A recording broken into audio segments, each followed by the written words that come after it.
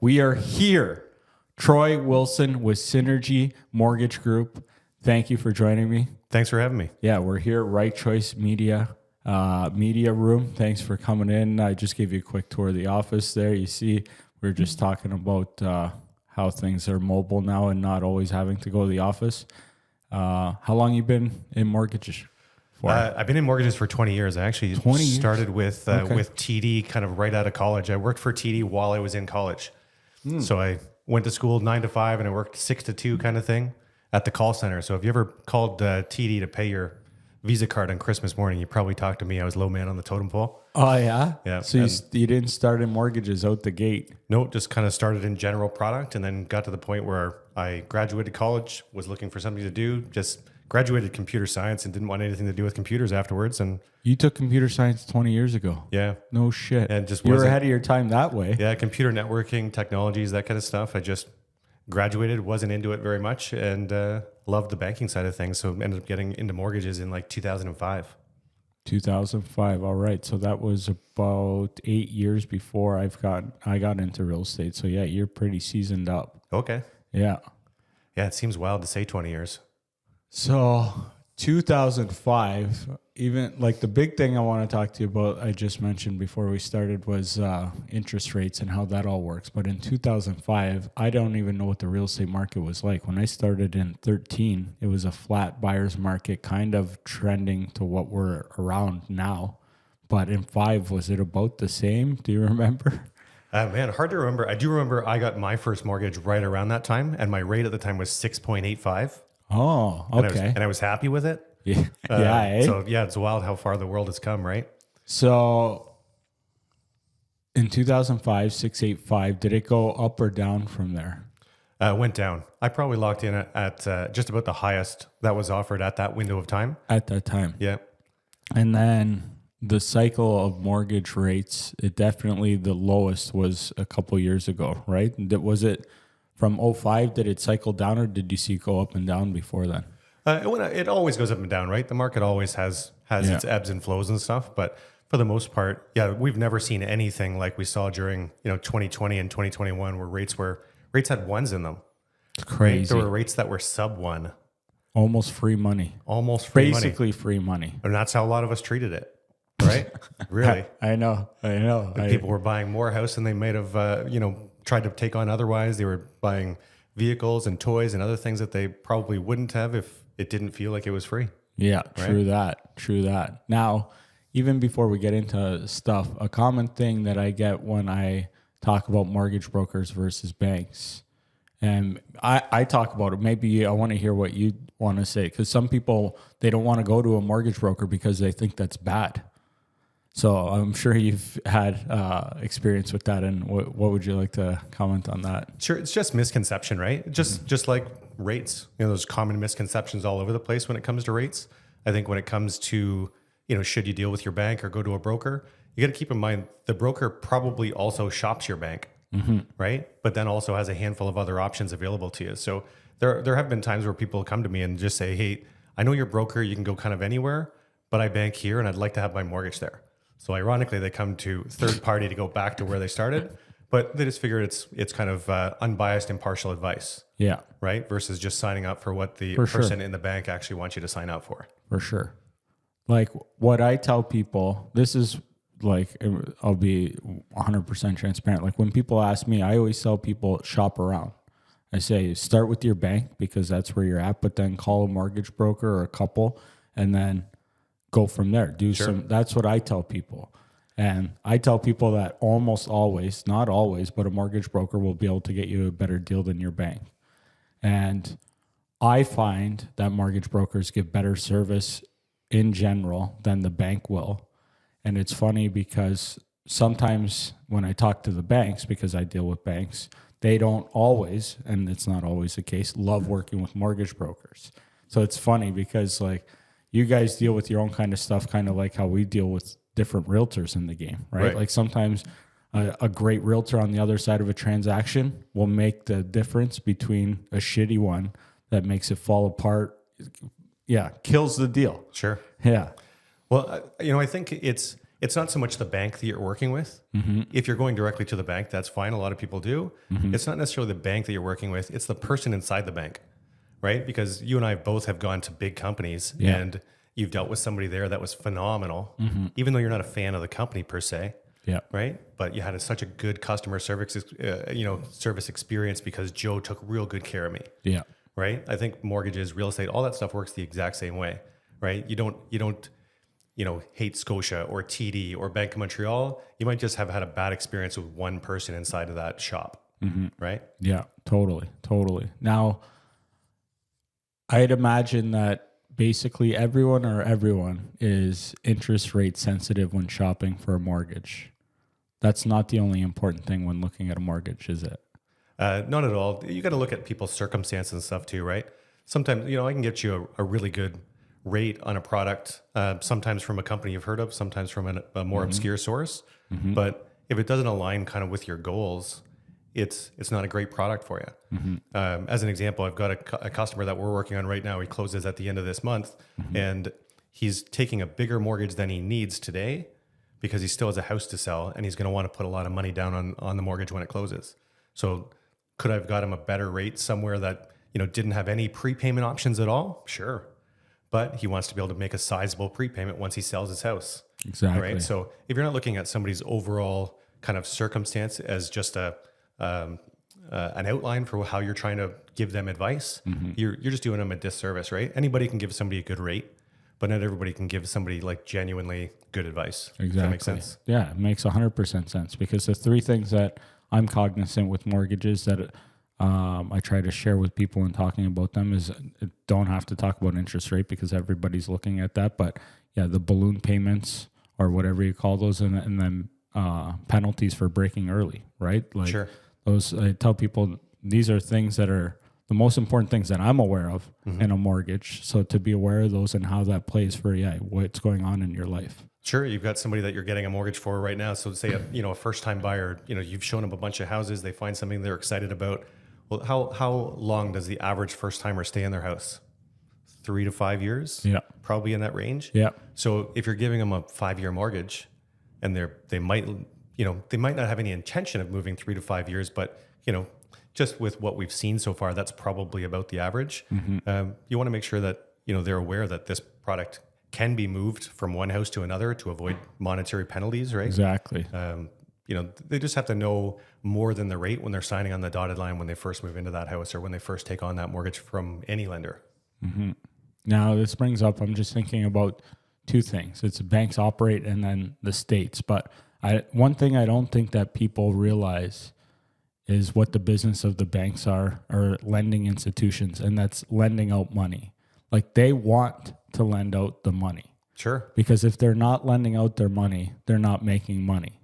Right? So I think some people, they get nervous or they're scared or whatever, but even though they might not qualify, not everybody, as we know, qualifies for the best rates, but some people, they kind of clam up when the people in the bank, even though banks can be assholes and like they want to make as much money as possible, their job, what they want to do is get the money out. So I think people don't always realize that the bank wants to do business with you. Sure. Whether you're in the bank asking for, and when I say bank, I mean lending institutions too. Yeah, Sorry. any lender, banks, credit Lenders, unions, trust a better companies. word. Yeah. Sorry. But yeah, when you go into any lender, if you want 10,000, if you want 100,000, if you want $1 million, if you want 10 million, they have the resources to lend them to you, right? They're not in this business without those resources. So typically, whatever dollar amount you need, they've got available to lend to you. But lenders in Canada, they don't really lend based on like a risk-based scale. We're more policy-based lenders. So what I mean by that is, if you want to buy a house for $1 million and you need a $100,000 mortgage, so you have a $900,000 down payment. Most people would say, well, where's the risk? Just lend me the money. But the bank would say, okay, well, let's make sure that your income and circumstance, your credit, et cetera, let's make sure that you can comfortably afford to take on that $100,000. So there's really no risk for the bank, right? No risk. If it didn't work out between those two parties, that house could be sold easily, that the bank could easily recoup their dollars. But for the most part, they just look at it on a policy-based scale, not a risk-based scale. Yeah. Right. Interesting. Yeah. And what does the United States do? A more risk versus policy, or? There's just so many different lenders that are down there. There's Interesting. probably a good mixed bag of both. So I wanted to bring that up. I'm not sure how familiar you are with the American side of things, but something I just learned recently is how their mortgage terms work, how long they are. I didn't know that. Yeah, very interesting, eh? And like, I feel like an idiot because we live 15 seconds away from the border. I'm over there all the time. And it was just recently, within the last maybe 2 years, and I've been in real estate over a decade, how they're, and I don't even understand their mortgages completely, but they lock in for 25, 30 years. Right. That's insane. Yeah, well, I used to actually do a lot of mortgages for kind of the affluent Western New York crowd that came to buy on our Erie shoreline. Oh, interesting. So like years ago when I first started, that was actually a really big portion of my my business. And the bank that I was at the time, TD, they were just really, really good at non-resident business. So most banks have really tightened up on how they lend to non-resident borrowers. But back then, we treated non-residents very similarly to how we treated residents. So you could finance, 75, maybe even 80% of the value of a house. Versus today, you're probably closer to like 65%. Oh, it's that high. Yeah. Oh, interesting. But so I learned a lot about their mortgage platform and system when people were coming over. I'm giving people the option to lock in for 1 year, 2 years, 3 years, 4 years, 5 years, even up to 10 years, but telling them how uncommon it is for somebody to actually commit to a 10-year term. And the most common response I got from them typically was that, so basically every mortgage in Canada is a variable rate mortgage then, right? Because in America, you'd come into your bank, you'd commit, they'd give you, say, a 3% rate, but it's guaranteed for 20 years. Your rate won't change. If you stay in that house for 20 years, your rate's the same for 20 years. You can even take up to 30-year terms where your rate and your payments stay the same for a 30-year window of time. Isn't that wild? So I don't know which system is better. Wait, there's pros and cons, I'm sure, to both. Yeah, one of the things that they typically don't do well on the U.S. side is porting. So you'll every once in a while you might see online where people say, "Well, I can't move. My rate's too good. I got 3%. I don't want to move." Yeah. It's because when you move, you break that mortgage. You start a new mortgage on the new house. Yeah. So in uncertain times or times where rates are sizably higher, it just might make more sense just to stay where you are. Yeah, totally. Whereas, I know people in that situation over there. yeah. Whereas in Canada, you've got 3% as a rate and the market rate's now 5%. Hey, don't worry about it. If you need, to buy and sell a house, you can just move the mortgage. Not every mortgage product, but a lot of them. You can just move it from property A to property B and avoid any type of the monetary penalty that comes with it. You're not actually breaking your mortgage at that stage. Why do you think that they do it that way, or why they wouldn't port, or what's some of the speculation on that? Because I don't even have a great grasp on the concept of why they do that or why we do it our way after finding out it wasn't the only way. I don't know exactly, to be honest with you, but it's just the way that our financial instruments work over here versus over there. Yeah. That I've been told that Canada just can't offer a product like they offer down there because of our source of funding and that kind of stuff. Interesting. So yeah, in Canada, you pay very little to set up your mortgage, right? Maybe an appraisal. But typically you don't pay the lender anything to set your mortgage up. In the United States, you can pay pretty sizable fees and stuff to set the mortgage up, but there's usually not much cost or fee on the back end when you go to break it. You just break it and you get a new mortgage set up on your new property. Right. Interesting. And see, I think maybe that might be another thing winding back to people working with mortgage brokers too. I think that they might think that it's more expensive or that you have to pay them a fee, but you guys typically through normal mortgages, normal air quotes, but get paid from the bank versus coming out of the pocket of the purchaser, right? Yeah, I would say probably not 100% of the time, but say 98% of the time, there's no type of fee involved with working with a broker. If the broker's sending you to the doorstep of, one of our credit union partners or a banking partner, even some of our monoline lending partners, those guys all pay a finder's fee basically for bringing the customer to your doorstep. Right. Right. So that's how a broker gets paid. That's, it's interesting that when I was at TD, I was 100% commission based. My compensation external to TD is the same as my compensation internal to TD, minus I don't get benefits anymore. Yeah. Right. So they used to pay me a commission to bring a customer to the doorstep. They still pay me a commission to bring customer to the doorstep. So I don't charge any type of a fee on anything like that. When you get outside of the bank, so say you need a fairly unique product that you just can't get from a bank or a credit union, some self-employed mortgages are a good example of it. when you go to a bank, as an example, they look at your last couple of years worth of tax returns and they average it out. And, they don't want the 2 years to be wildly different from each other. Otherwise there's a new equation. When if you can't qualify like that, there are lenders that'll literally just let you show bank statements. So you don't show tax documents at all. No T4s, no pay stubs. Yeah, eh? You just show bank statements to show, well, you had $100,000 deposited in your bank account from your business so far this year. So we use an income based on that. Right. So those more unique products, they're not as common. But those lenders, we call them alternative lenders or B lenders. Yeah. They usually charge a 1% fee to access their program, but I still don't charge anything because they still pay me. Yeah. Right. It's built in there. Yeah. The only time I think you'd see most brokers. So, if you go to a lender that just doesn't pay a finder's fee, Yeah. that's like a private mortgage, as an example, Yeah. typically doesn't pay a finder's fee. Yeah. So you've got to add your own fee in there. Otherwise you're just, working as a complimentary service. Yeah. Yeah. Nobody likes working for free. Right. I want to thank you for bringing in the Black Sheep coffee. I haven't had one in a while. Black Sheep makes great coffee, and I'm going to need this because I want to segue into what I'm guilty of is not understanding how fixed rates work very well. This is something that I've been guilty of, but first I got to have some of this coffee. You go here often, or? I actually, for the longest time, went there every single Friday morning. So I just tell people, hey, if you want to meet in person, I'm sitting there for a few hours every Friday morning anyway. So the last probably month or so, I haven't been in there nearly as often, but that's usually my go-to Friday spot. Lucas does a great job with his coffee. He's one of my first people I did a podcast with a long time ago. Podcasting for me, I've been slacking on a lot, but yeah, I think I was his first guest, and he was one of my first. When was your very first podcast?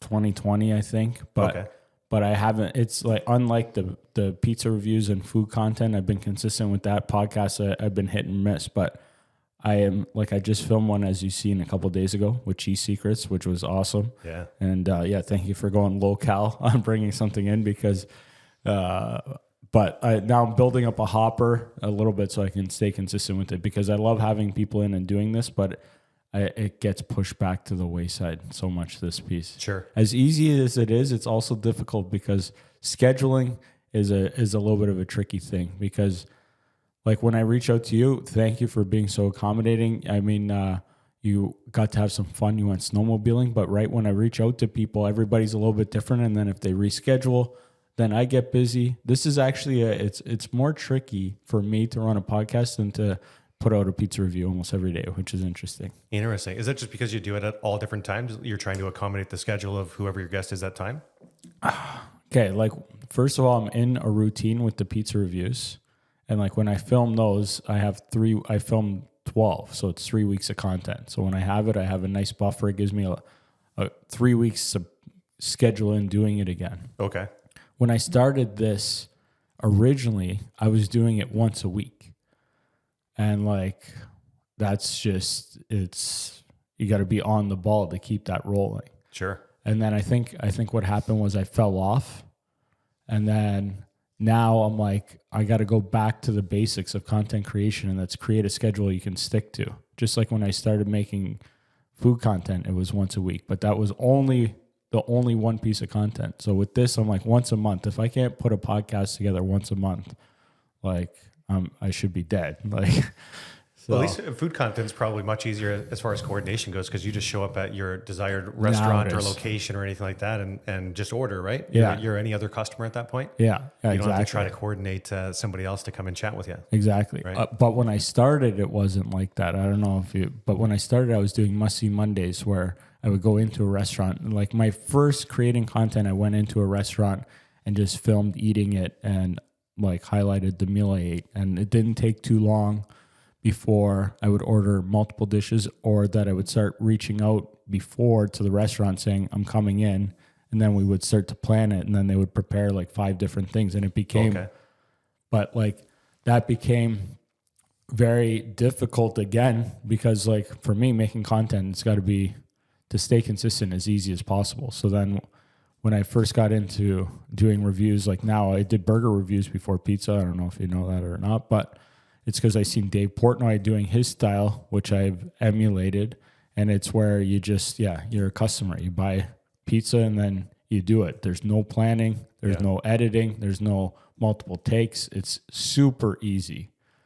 I think that kind of content has really grown with people over the course of the last couple of years too, right? Just I think with just I don't do much social media, Yeah. but just with social media in general, the less kind of rehearsed and off the cuff and like authentic it is, Yeah. the more it kind of resonates with people. That's kind of the content that I watch more of these Yeah, days. Right? interesting. Well, I didn't expect us to take a quick pivot into this, but with myself, I'm right now working on trying to make my YouTube channel better, which in turn helps all of the content. But like with YouTube specifically, I'm focusing on it because it's the only platform that's monetized here in Canada, except Facebook just started paying. I think they sent me a check, an e-transfer the other day. So Wow, congratulations. thank you. It was only like, I don't know, $100 or something, but still. It's $100 more than they sent me. Yeah, exactly.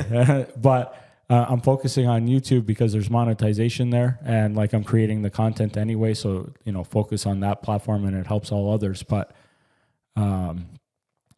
it's like with that, the things for me to focus on is with YouTube, it's a thumbnail, it's titles, description, hit or miss, but then the content itself and getting to what you mentioned about being authentic.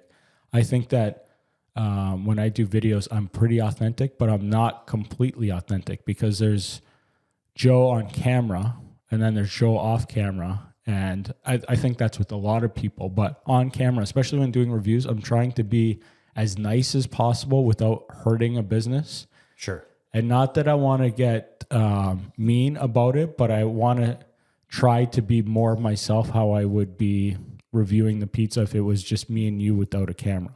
Okay. So, and that's a little bit tricky because in real life, I swear a lot. And on camera, I don't swear a lot. And it's not necessarily that I want to pretend like I'm in the, boys' locker room after a football game and we're all going crazy. But I want to try and bring even more authenticity. And it'll be interesting to see how that's received because I think I am pretty close. But there's like almost like a PG version of me. And then I don't want to say R-rated, but maybe. Sure. Some people would call it that, right? Yeah. Some people definitely would. So yeah, I'm curious to see because I'm going to be bringing that in. I've been, we're working on the easier stuff to work on. Like I've got somebody designing thumbnails now and leveraging AI and some help to write titles. Okay. But the biggest thing with content is being, the subject or the actor or whatever you want to call it is making that as good as possible. So yeah, it's interesting. And you want to be kind of a character that people connect with, right? Yeah. So, the best advice I can give you or anybody else, and I should probably give it to myself. I swear all the time too. Same thing though. If I'm on the phone with the typical customer, this podcast, I got a microphone in my face. My language suddenly cleans up real fast. I know, it's funny, eh? So yeah, I get what you're saying about not being 100% yourself all of the time. Yeah, but it's almost just your level of comfort. Yeah, so it's interesting. I like hearing those perspectives on content because, like, I appreciate more authentic too, for sure. And yeah, like one of the big reasons I don't swear a lot too is like I don't swear in front of my mother. I've sworn in front of her not much, so I started swearing in front of the camera. She's gonna see it. She sees every single thing I put out, and I'm like, fuck, what's my mom going to say about this? Luckily, my parents aren't that tech inclined, so I'm probably safe.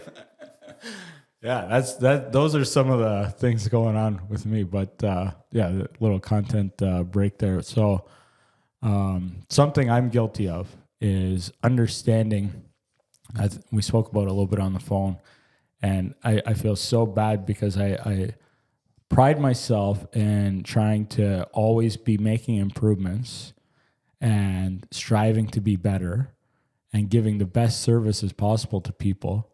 And here I am for a long time not understanding how mortgage rates work because just like I fell into that part of the media trap where when the Bank of Canada makes an announcement, I think that's going to tie to what's going to happen with fixed rates like an idiot. I have a big support group of people that I used to work with at the bank that have all become brokers. There's probably 40 of us, just in a big WhatsApp chat. I don't know if that chat was supposed to be secret. Now I've let the bank, but they every time that Bank of Canada announcement comes out, I get my guitar out and I write a little 2-second song, and I play a little song and I make a video and I post it to that group. And it's all just about how corny all of the announcements are and how I can't wait for, every realtor I've ever met and every mortgage broker I've ever met to post about the Bank of Canada. And all the posts look exactly the same. There's most of them have no kind of hook for a customer on if it's actually going to help them or not. You should post that. Oh, I probably should. That could be my sole social media, just once a month, a good. song. It would be so good. I mean, I don't know about you, but the one time we put out there about our industry doing silly stuff, we got in a lot of trouble for it. There's a lot of forces out there that don't like when you pick on those things. But I would actually appreciate that because like it would be bringing to attention how dumb I'm being, which then forces me to stop being dumb. So I would actually appreciate it. But there'd be people out there that would be offended. Well, it's a lot of it is a regurgitation of, other people's posts, and some of the big shops that have like in-house marketing departments and stuff, their marketing department makes, the same post and then 1,000 people post it with their own names and stuff on it. But it doesn't give a lot of information on how it actually impacts the consumer. So yes, let me not provide my excuse, but my explanation of my dumbness. Okay. Okay. So this, I don't know where other people are at, but as you know, I'm in the industry. So since I started in real estate, my exposure, one of the things I learned from Don Takich, legend in real estate, recently retired after 30 bajillion years, It's a long time. that I still remember sitting, in his office and him telling me that there's a huge correlation between interest rates and how the real estate market will be. And he's like, when interest is low, we're going to be more busy. And when it's high, you're going to have to work harder for your business. Sure. And he shared with me things over the years that he had to do to generate business when times were tough. And that was a big inspiration of mine, to not allow the market to dictate how well I did in my business. Because just because it's hard doesn't mean you can't work harder or get creative. And it doesn't mean there's no business out there. Exactly. There's always business. There's always business. But that one part always stuck with me. Interest rates is a correlation. And I had seen it because when I started in 10, interest wasn't high, but it was what it was, and it was a buyer's market. And then when I seen interest coming down, definitely seen the market pick up. So like those things, even those years later, these things stick out in my mind. So I've always thought that. And then what interest is the one that gets the most attention is the overnight bank rate. And why, then again, just going through my explanation, why I thought that was because to my understanding, please correct me if I'm wrong at any point too, which we'll get to, is the Bank of Canada rate is the money that's lent out to the lenders. And then that's the rate based on what they're going to lend out at. Well, the overnight lending rate is essentially the rate that banks lend to each other overnight to cover like short-term liquidity issues. Okay, so I'm already wrong. Very close, though. Close, but wrong. I thought it was like, okay, is the Bank of Canada where the money comes from to go to all the lenders? Well, the Bank of Canada has a lot of money, right? But essentially, it's lenders. They're just setting monetary policy more than anything. Okay. It's lenders kind of lending to themselves. So the biggest misconception is when that Bank of Canada rate changes, suddenly there's all these posts out there saying your mortgage rate, talk to your broker, talk to your bank. You've just gone down 0.25%. Okay, we're not there yet. Okay. You're getting past how dumb I am.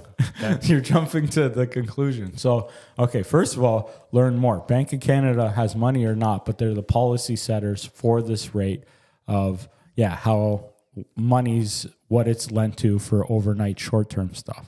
They're right. And as they're adjusting that rate essentially to control monetary policy. So essentially as they're lowering the rate, it's because they're trying to loosen some restrictions and get people back out, spending Get that money flowing around. Right. Yeah. When they jacked up the rate a couple of years ago, pretty sizably, they're trying to slow us down, right? Totally. They don't want people, going out there and leasing new trucks and getting new mortgages and doing all those things. They're just trying to slow the market down a little bit. And that part I get. So the disconnect I was having too is I thought that when that overnight rate changes, that would have a direct impact on mortgages.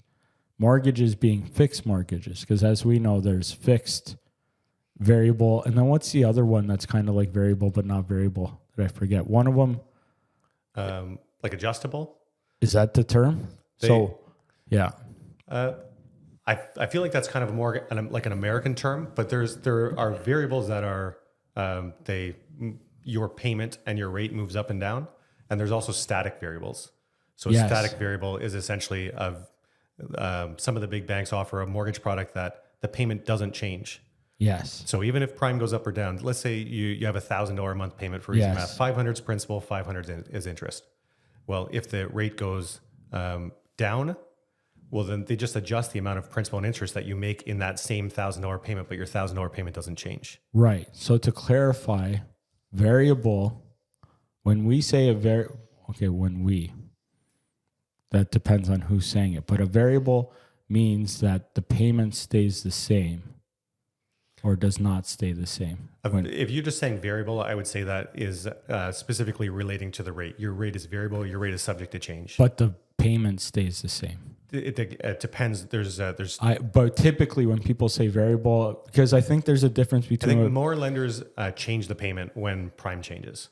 So more lenders will change your payment every time that there's an adjustment on that prime rate.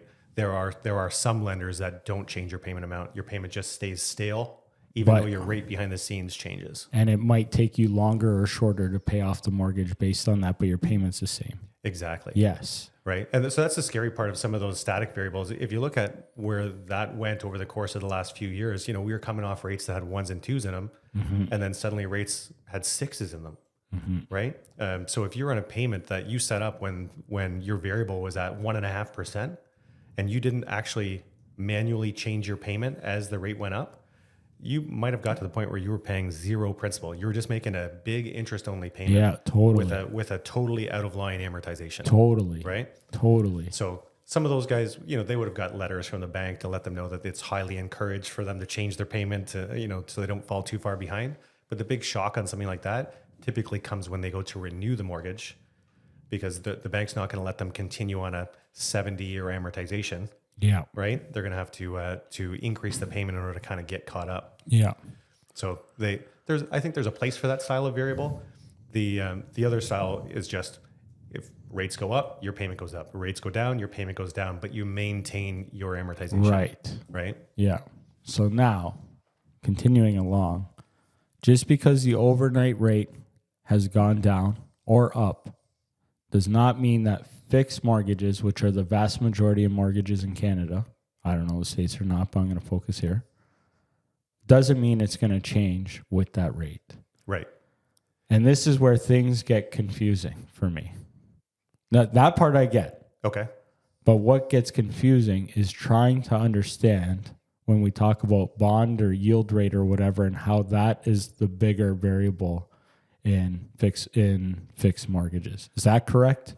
It is, yeah. Fixed and variable move independent of one another. So just because the Bank of Canada changes the overnight lending rate, that means that essentially the bank will change the prime rate. Mm-hmm. Your fixed rate that you've asked for from the bank isn't tied to that prime rate. What is tied to the prime rate would be, say, your home equity line of credit, maybe your student loan, potentially your credit card. There are a lot of other products that are tied to prime rate that you'll have immediate impact on, but it really doesn't have any bearing on the fixed rate side of things. So I've actually made a handful of videos. I send out a lot of video messages to customers as I'm working with them. Mm-hmm. And I've made a lot of videos over the years just to kind of explain that, because I do have customers that still will say, well, I'm going to wait until spring because then I have the March and April Bank of Canada announcements and my rate could potentially be like 0.5% better than what you're offering. You just have to re-explain the concept of, like, those things don't move together. Mm-hmm. So you have no risk moving forward now if you're taking a fixed rate versus a variable rate. If you intend to go variable, that will have some impact on you, but variable will still be variable in 2 months. Right. Right. The difference is just how much of a discount you're going to get underneath it. So I can kind of, if you're okay with it, I'll give you like the Cliff Notes version on each side. Yeah. So okay, I gotta strap in here and try and use my brain a little bit. Well, I tend to go pretty like high level with this stuff anyway. Yeah. And most of it, I'm trying to help a customer out or give them some sense of how it works in some direction. I'm not trying to royally confuse them. There's enough that's going to confuse them throughout the process. Yeah. So when it comes to a variable rate, as an example, so Bank of Canada changes that overnight lending rate. That will in turn change, all the banks will then change their prime interest rates, which is usually a couple of percent above that Bank of Canada rate. So right now, Bank of Canada rate's 3, and the prime rate at the bank is 5.2. All right.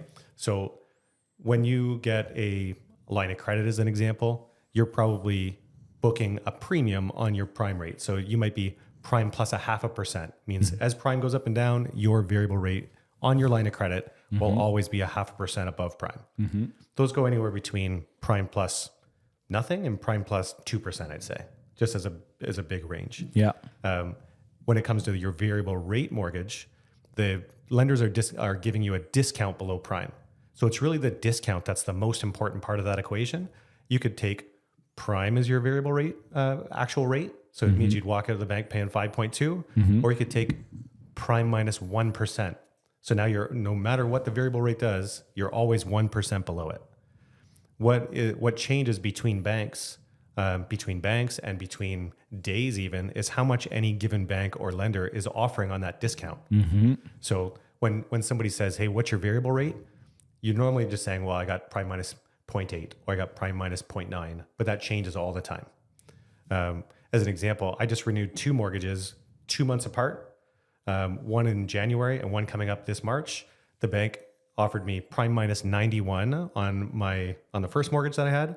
And on the other mortgage, they offered me prime minus 40. Really? So just means I'm still variable on both of them, but I'm gonna pay this one down a little bit faster. Yeah. Because I'm actually, my rate's better on that one. So now to interrupt for a second, I'm sure you can keep your train of thought. Prime rate differs between banks. Prime rate is the exact same with every bank except for one. Okay. So prime rate everywhere is 5.2.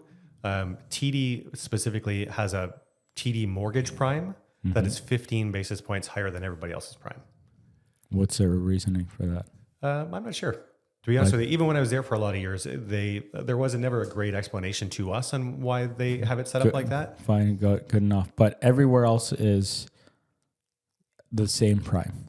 Right. So it's essentially like if you were getting, a mortgage with Green, you'd want to have a discount of 1.15 in order to match anybody else's prime minus 1. The only thing I can think of, and please correct me if I'm wrong again, as always, I'm going to stop saying it, but just do it. I find, in my experience, TD has been more risky with their money.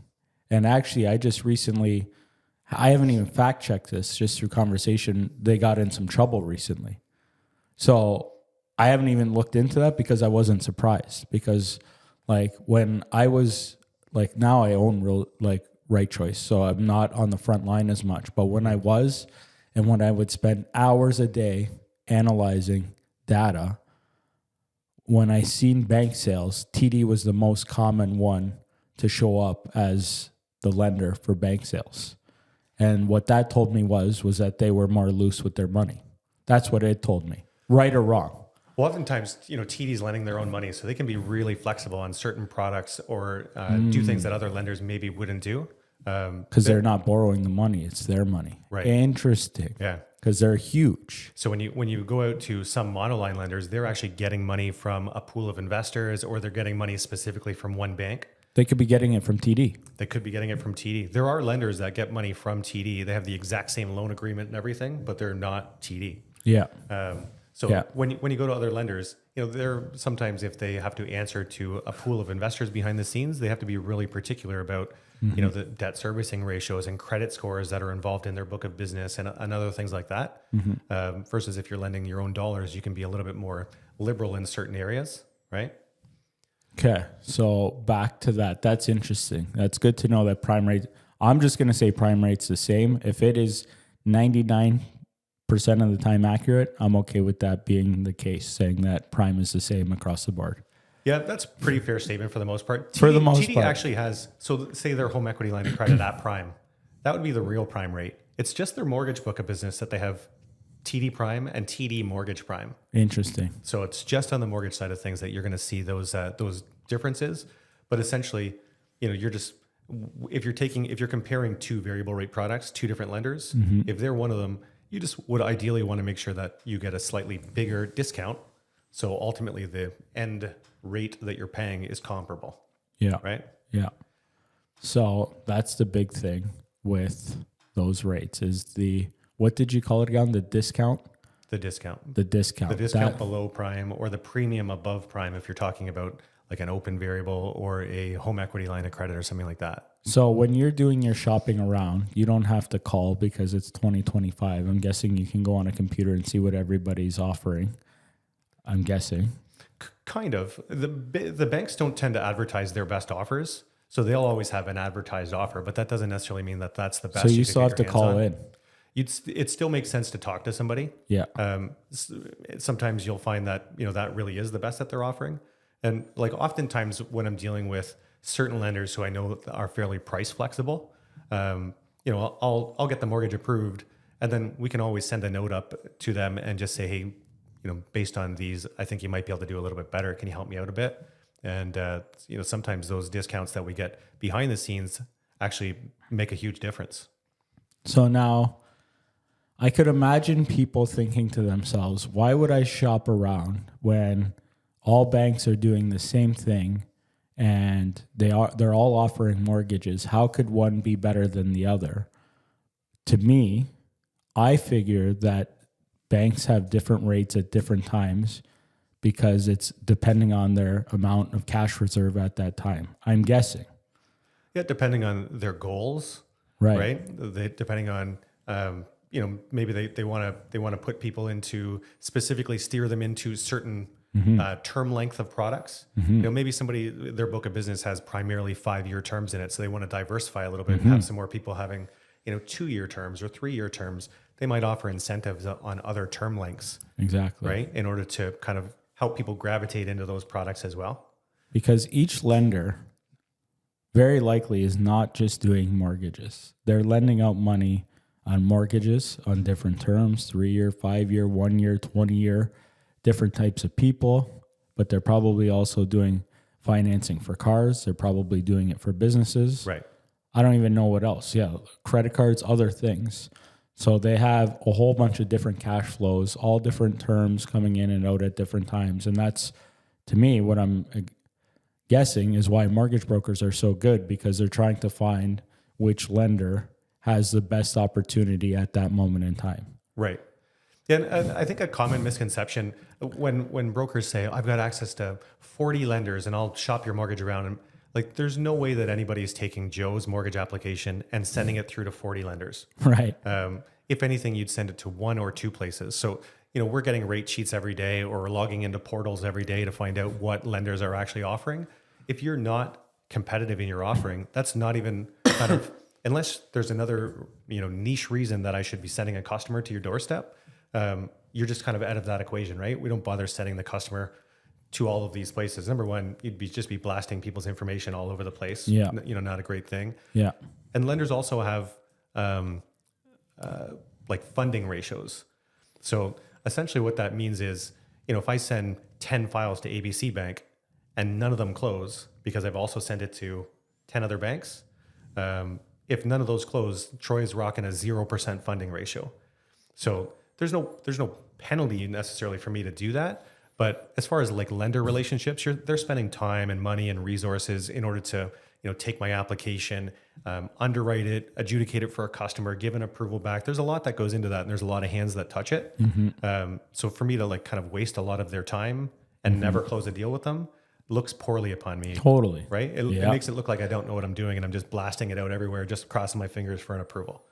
So generally, you come to me, I kind of have my pulse on the market on who's offering what. I can give you a couple of choices to say, hey, like we can go to the big bank over here and get this. We can go to a credit union and probably get something like this. If you want to have, a more of a virtual bank, that's we call them monoline lenders. You may or may not ever have heard of them. They're just not as common as like the big guys. But we can go out there and these are the benefits of those rates. Give customers those choices, let them make an informed decision, and then we send it to that lender. Right? That makes sense. Occasionally, if you've got a customer that you can't be confident that the lender that you would prefer would issue an approval. There's always those ones that you kind of need a couple of exceptions in order to make a deal work. Well, if you've got that file on your desk, maybe you put a couple of irons in the fire because Joe's only given me 5 days to arrange financing for this customer. Yeah. Right. So I got to make sure that I get you your answer and the customer gets their answer in time. Yeah. But for the most part, you're just sending it through to like one spot who you think is going to be the best fit, both rate and terms. Do you think insurance brokering works similar to that? Do you know, or do you think they're a little bit different? I haven't. I got to have somebody from insurance on sometime. Yeah, I don't know for certain, but I can't imagine it would be wildly different because, you know, behind the scenes, somebody's still underwriting an insurance policy. Yeah. So they're not going to want to have, you know, all these man hours go into underwriting a policy that just never comes together.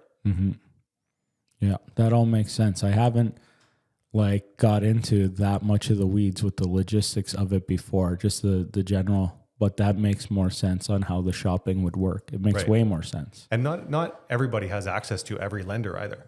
So, you know, some lenders, you need to be at a certain tier in order for them to even entertain taking your business from you. Yeah. So it's definitely worth kind of doing the shop around. And I always, this year is going to be big on renewals, right? Some of the banks have 50, 60, 70% of their mortgage book of business coming up for renewal this year. Wild numbers, hundreds of billions of dollars. It's going to be competitive, no? It's super competitive, and banks really are doing a pretty good job at trying to hold on to the customers they already have. It's cheaper to hang on to your existing customer than it is to find a new one. Yeah. But I always send, you know, if you're dealing with ABC Bank, like talk to your bank. I'm not trying to pull the rug over your eyes or anything like that. I would like you to make an informed decision and give you good advice, whether you come with me or not. Yeah, it's good. Go talk to your bank, come back to me, tell me what they're offering. I'll tell you real quick if it's worth spending any time or, you know, energy actually sending an application somewhere. Right? Sometimes they come back to me and say, hey, my bank's offering this. I'm like, oh, beautiful. We can crush that somewhere else. And, you know, it makes the process look really, really good. Yeah. And sometimes they come back and they say, hey, this is what my bank's offering. And I'm like, man, you should sign on the dotted line before they take that away from you because I don't have access to that. It's so good. Yeah. Right? Yeah, totally. That's good. That's good that you do that. Yeah. Before we continue down fixed rate stuff, that this is making me want to ask you what you think the difference is, and hopefully you can be authentic with this, the difference between a good mortgage broker and a shitty one. Because I'll just I can say all kinds of stuff. What do you got on that? I think one of the biggest things is just experience, right? You don't know what you don't know. So if you're a newer broker or you're just a broker that doesn't do a lot of volume, you just haven't seen as many sets of circumstances or situations, you know, that kind of stuff. Seeing the landmines before they explode. Yeah, you have to be able to forecast some of these things that are coming at you and be proactive and stuff, right? So I think just inexperience. Everybody's got to start somewhere. I just prefer they didn't start with me. Yeah. And the other thing is just communication, right? So as an example, there are times where, you know, we want to go to this lender, but the turnaround on that lender is a week. Well, I don't care who you are. After the first day, you're following up, being like, hey, man, have you heard anything yet? Hey, man, have you heard anything yet? Like constant follow up. Yeah. That's because somebody didn't set the proper expectation out of the gate, right? If I just said, hey, I'm going to send it out to ABC Bank and I'll let you know when they respond, you're naturally going to follow up all the time. Yeah. But if I say, hey, we're going to send it out to ABC Bank, I think they're the best fit because of this. But they're like a week turnaround time. So if you don't hear from me for a couple of days, like I haven't forgot about you. Yeah. I just want to give you, you know, the heads up front that this isn't going to be super timely, but I think you're going to be happy with the result. It's key. And then just communication as you go.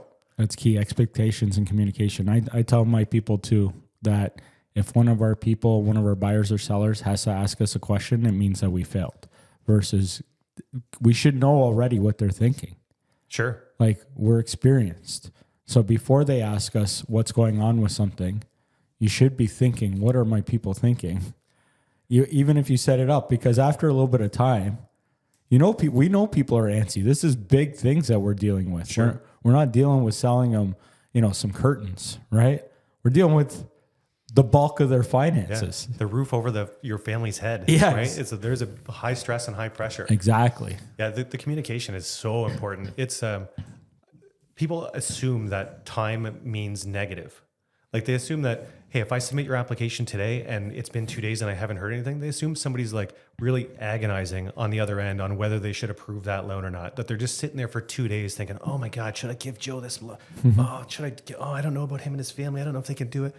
It takes an underwriter like an hour to underwrite a file. So you're not waiting for that underwriter to agonize over the decision. You're waiting in a line for your hour in the spotlight.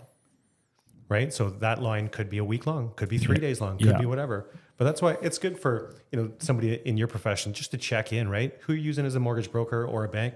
Okay. You're using Troy. That's great.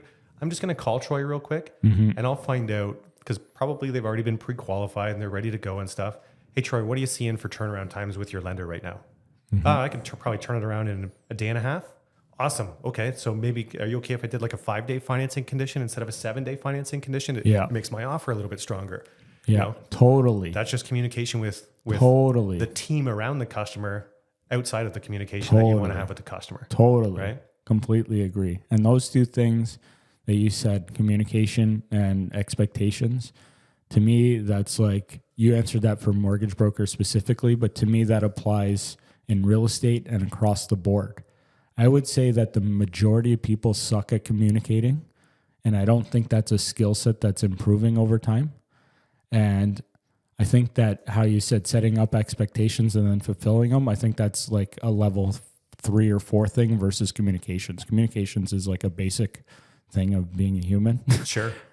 Being able to expectations, I think there's a couple things in between there. But I agree completely. But yeah, communicating, people are terrible. Just being able to empathize with somebody's circumstance, right? If I submitted an application, it's because I am so excited to be able to buy that new house. Yeah. And I can see my kids playing in the yard already. And, there's so many different reasons that I'm excited for that house. And then for me to just not hear anything for a few days. Sometimes I'll even say, hey, when somebody's really worked up and really excited about it and they feel nervous, I can generally tell somebody, hey, I'm super confident that this is all going to come together. So I don't want you to worry at all. But I know me telling you not to worry, you're just going to worry. So I'll tell you what, I'll still reach out to you. I just did this week. I just said to the lady, I'm like, I know you really want an answer. The lender said 3 business days. So I probably won't even respond to you for like 3 days. But just because I know it'll make you feel better, I'm going to send you at least 1 or 2 texts every day just to tell you that they haven't got back to me. I know, right? Because that's great. I don't know if people think that we just forgot about them or, again, some people do. You go back to the agony of, oh my God, they're stressing over whether they should approve my money or not. Yeah, it's, we're just waiting in the line. That's all it is. Yeah. But so many people do forget or are not thinking about it. Sure. So they say, hey, if I don't have any news to communicate, I just won't communicate. And that's so bad, right? Everybody gets stressed out. Totally. The customer doesn't know what's happening, so they're stressed out. Totally. The realtor says, hey, how's your mortgage coming along? Shit, I haven't heard from them yet. Uh-oh. Okay, now you're stressed out. Right? Yeah. Now your seller's getting stressed out. Everybody getting stressed out. Dominoes. And all you have to do is send a text these days. More people communicate like that than any other method. Totally. I feel like. Totally. Send a text to say nothing yet. Totally. That's it. That's all it takes. Yeah.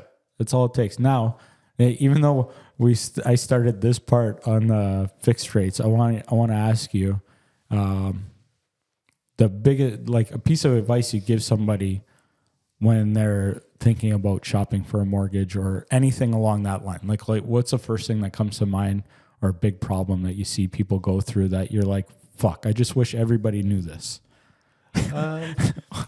So sometimes, a couple of things come to mind. Perfect. Number one is kind of when you first get pre-qualified, you're going through that process. Like I've just taken a snapshot of your financial circumstance. And so I can arrange numbers, your income, your credit score, the lender we're going to deal with based on that snapshot. Well, if I give you that and then you go lease a new Ford F-250 next week, you just screwed up all of those numbers. And sometimes there's no wiggle room in those numbers.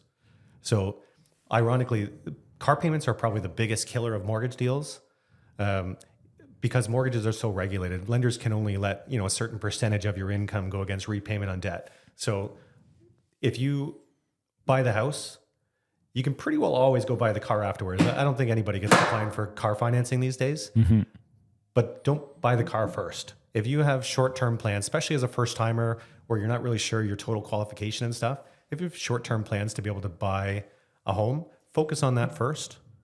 and then you can always kind of branch off in life afterwards. Such good. I just did a video on this. Oh, did you? Just Okay. did one. Yeah. Yeah. Because like that, I know I've seen that happen. So many times. I've seen it happen too, where I almost lost a deal to my own fault, where after having a firm deal and the deal hadn't closed yet, my buyers went to Leon's and bought 10 grand worth of stuff on credit.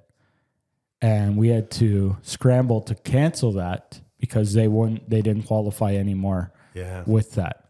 And they might say, well, I don't have to pay for 3 years or whatever the new deal over there is But these it days. fucks up the numbers. I still got to count a payment against you because that payment's still going to come at some point. Right. So if a lender knows about it. So if somebody asked me that question beforehand, hey, I have no appliances, I have no furniture, I need to be able to go finance this stuff. I'll just say, hey, I'll tell you when it's safe to do it. Like, don't be proactive on this. Yeah. Go write down your VIN numbers, write down whatever you need to so you know which products you actually want to buy, but wait until the mortgage is done. Yeah. Don't go be doing it proactively because you could really shoot yourself in the foot. Yeah. You know, you're excited about the new couch, but how about let's get you the roof first? Exactly. Right? Because if things are tight, you can't screw that up. Now, if somebody's got lots of resources, they got cash, whatever, those things won't affect. But in general, this is a way better way to handle it. Sure. And I actually, after I pre-qualify somebody, I tell them, hey, I won't like email you for the rest of your life, but I'm going to email you once a week for the next 6 weeks with just tips and tricks. So mortgage education is a big one. Part of that is just regardless of how much, education I give to them verbally, or I share my screen with them and let them see what I'm doing, how much actually gets retained. So I give them kind of a bit of a drip campaign that just gives them information on what they should and shouldn't be doing over that window of time. And one of the biggest things is just, don't be spending money proactively unless it's cash. Don't be doing it on credit. Yeah. But people still do. I just had a lady actually, luckily she was pre-qualified and she received that note and she called me right away. And she's like, so we're buying a car. I was like, you just got my email? And she said, yeah, we just got it. The car payment's going to be $520 biweekly, not in an expensive truck. Right. And so luckily I caught her just in time. We worked that into the numbers and I said, you know what, your household income is very healthy. This isn't going to change the equation at all. But some people, you could have a much cheaper car payment than that and it screws everything up. Totally. So, yeah, you just got to be really conscious about spending. The other thing I would say, the second thing is, just because the bank says you can borrow the money doesn't mean that you should and doesn't mean that you're comfortable with the payment. So one of my biggest questions right out of the gate is, what do you want to spend every month? Oh, I want to buy like a $700,000 house. Okay. So $3,500, like you're cool with a mortgage payment in that range? No, like $2,000, like around the same as my rent right now. Okay. Well, we maybe should shop for a house in like the 4s or maybe 5s, depending on your down payment. Right. So matching up somebody's expectation of what they want with how much it's actually going to cost them every month is a big one. That's so crazy too, because like I remember I haven't had to feel the pain of any difference in mortgage payments like that. But I remember when a $2,000 mortgage was big. That's not big anymore. People having to pay $3,500 a month for mortgages, heavy, but also like, I guess probably in my brain of quick calculations, I'm not used to the prices factoring in, because those prices and mortgages, like there's, it's not directly happening at the same time. Just because prices went up so quick, interests were low when they first went up. When prices got up to $800,000-900,000 in Niagara, the money was cheap. So like if somebody locked in at $900,000 purchase price at 1.9, I don't know how to do the math on what a payment like that would be. Well, actually, I just saw one that was $600,000 mortgage. Yeah, at like 1.49% fixed for 5 years. 149. So what would that's about like $2,100? $2,100. So now that person's probably only getting about a $400,000 mortgage, about a 50% less mortgage for the same money. So what if somebody was in at 600 now, whatever today's rate is? What would that be ish instead of 2,000? Did you say 2,000? Yeah, you're probably closer to 3,000 on it. Closer to 3, about 50% more. Yeah. Yeah, but still paying it off in 25 years. Right.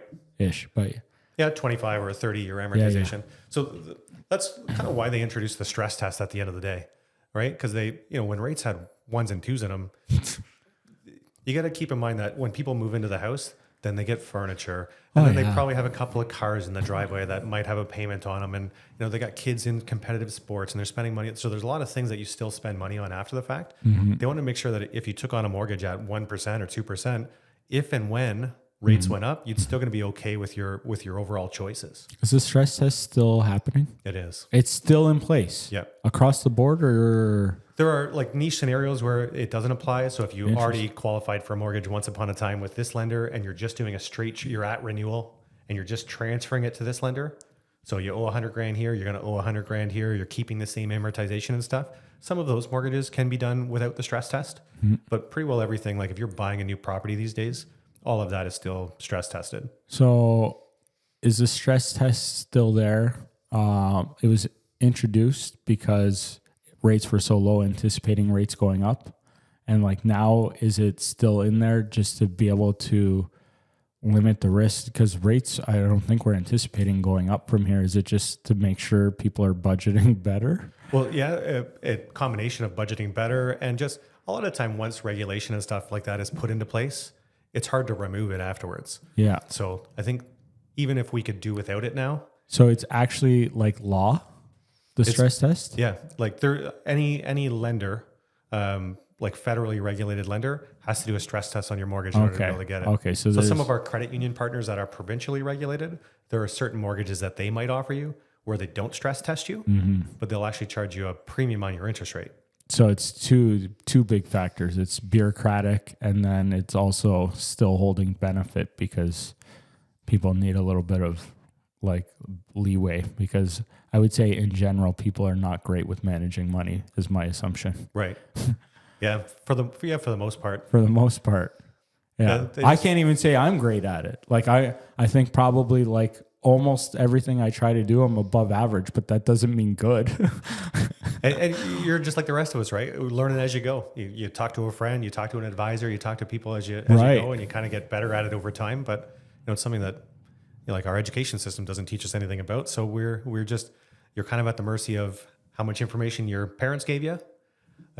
Actually, I had a friend that every year the kids and the parents, everybody sat at the dining room table with the accountant, and everybody did their taxes together, so everybody could see how much they had in savings, how much Wow. their RSP contributions were, what their incomes were. Very transparent.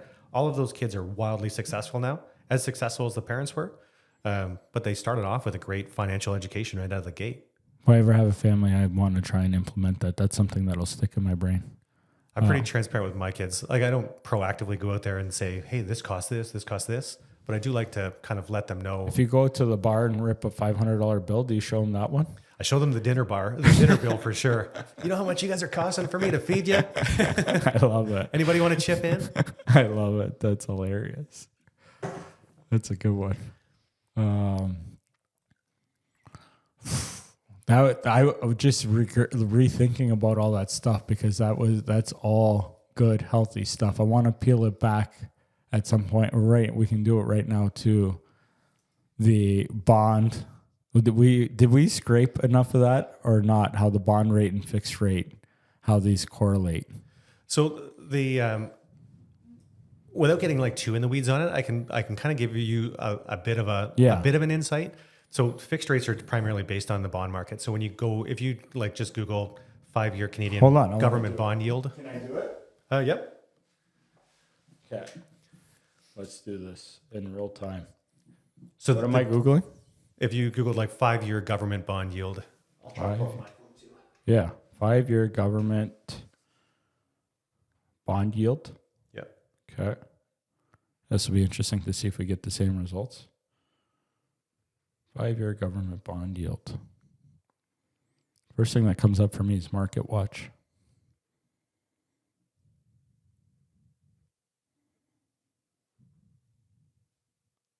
Mine's a little bit slower here. No problem. I'm not in your Wi-Fi. Yeah. The all studio's airtight. good. All good. All good. I mean, yeah, if it doesn't, well, here, what's it at today, like use 2.9? my phone. Yeah, that's good. That's the one.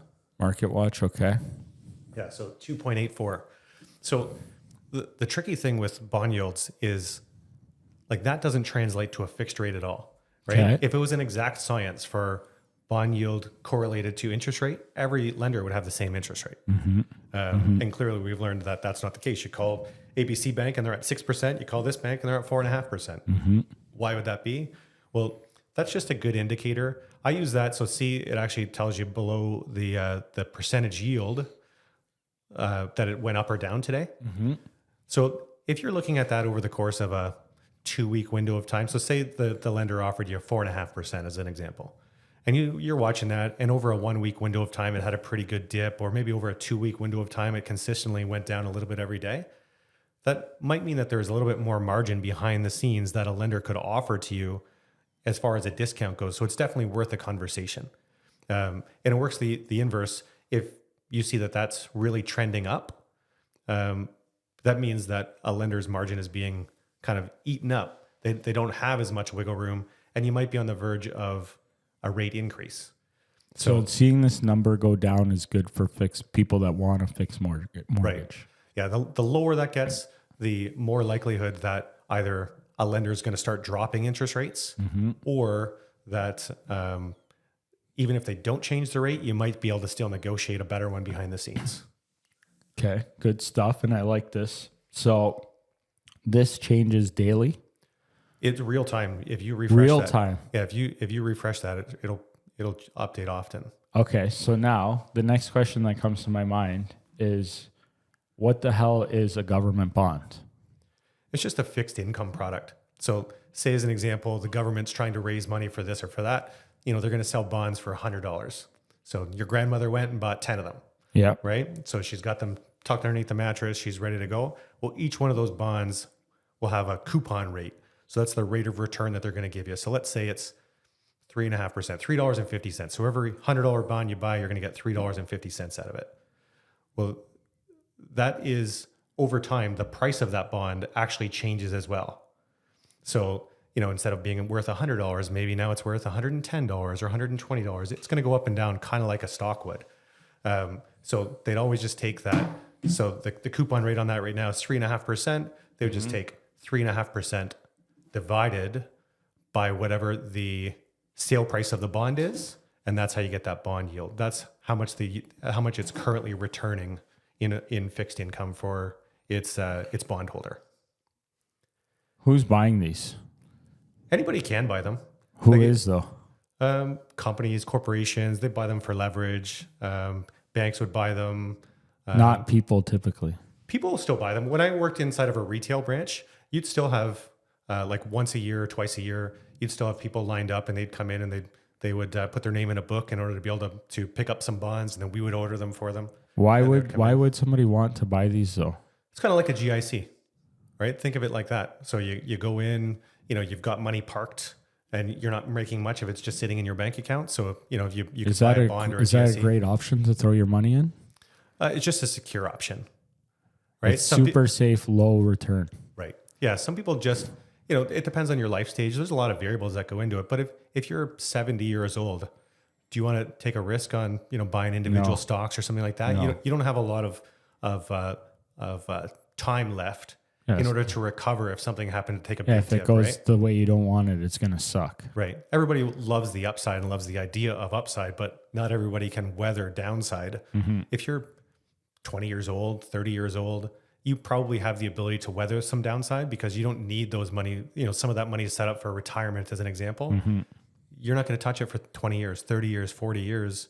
If it dips, 2022, if it dips like in oddball years, 2009, you have time to recover, right? You're not taking those dollars out. But, if I'm 75 years old or 70 years old and I don't know, how much time I've got, I don't know how much time I'd have to recover either. It's just it's just a safe form of investment.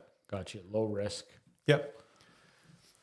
So that's like, there's no quantifier on, just because that's at 2.8 doesn't mean the fixed rate should be at this or should be at that. It's just the biggest variable.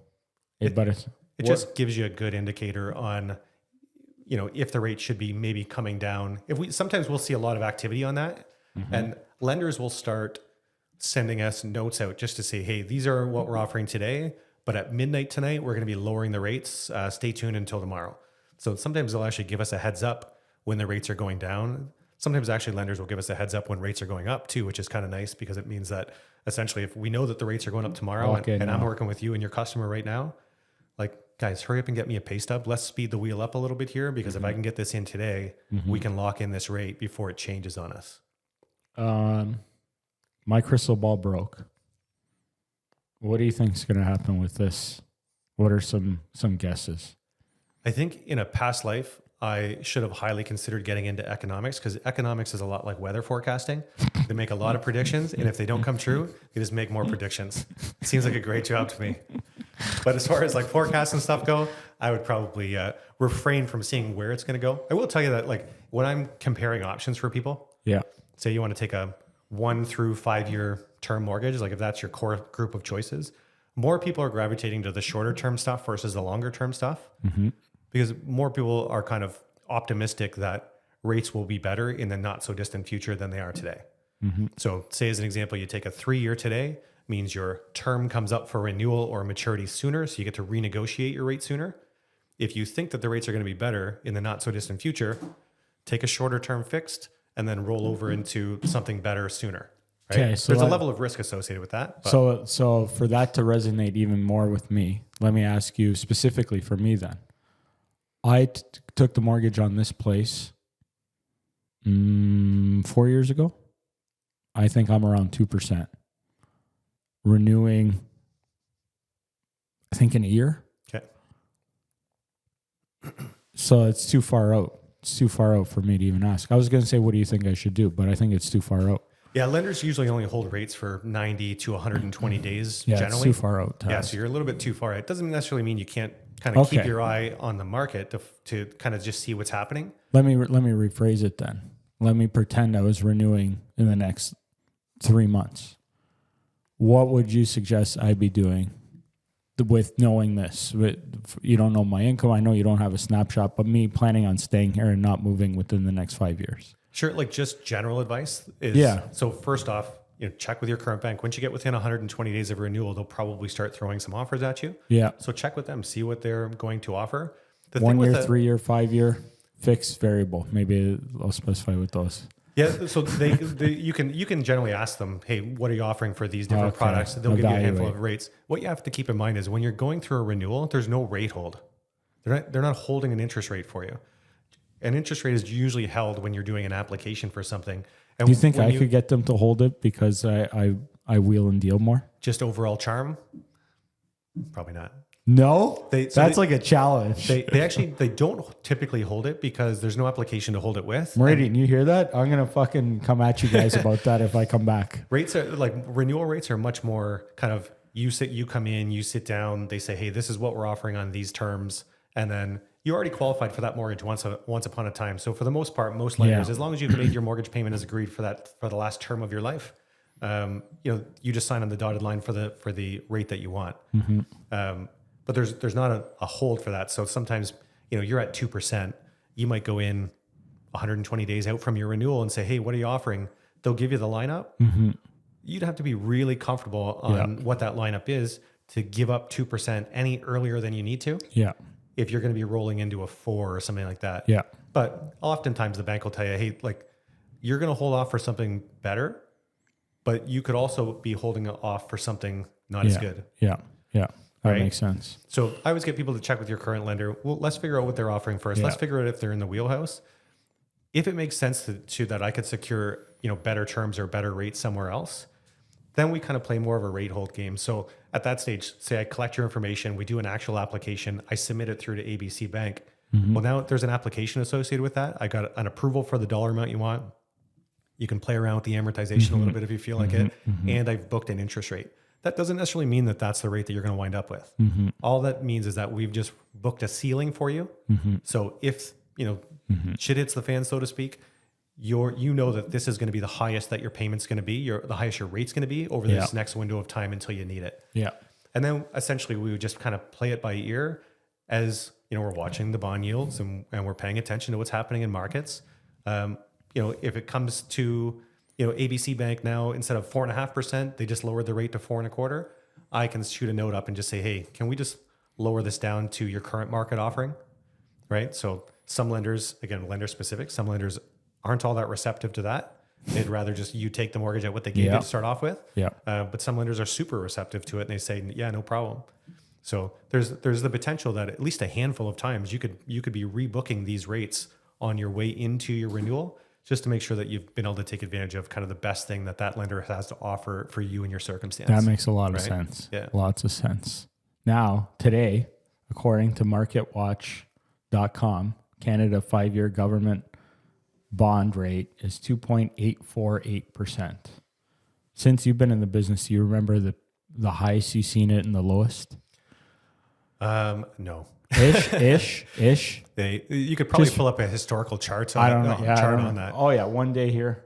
I don't know how to operate this yet. Okay, all. It looks like when I go all.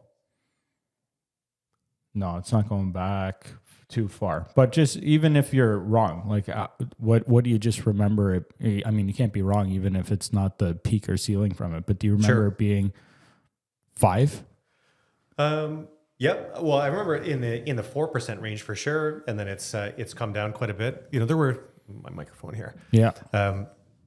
We got to the point where some of the fixed rate offerings, even with the big banks, were over 6%.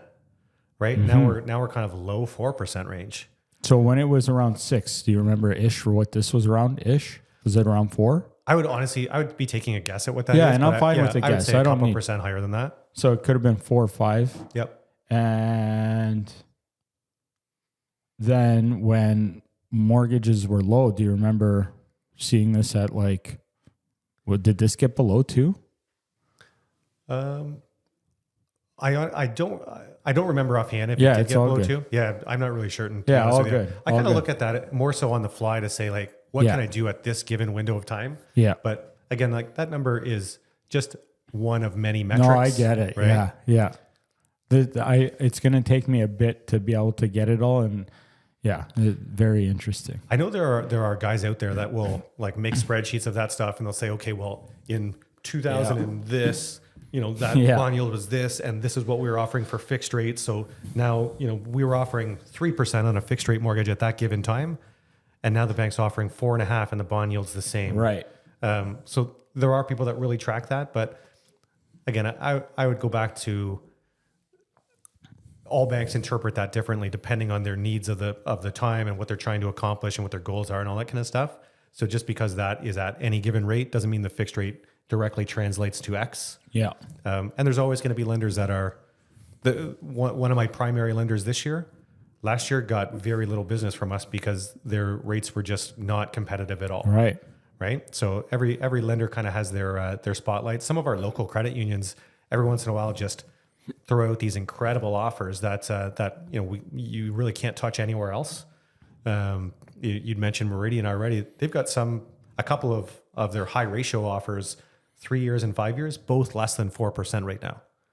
Wow. Whereas you know a lot of our bank or monoline partners might be 0.5% higher than that. Right.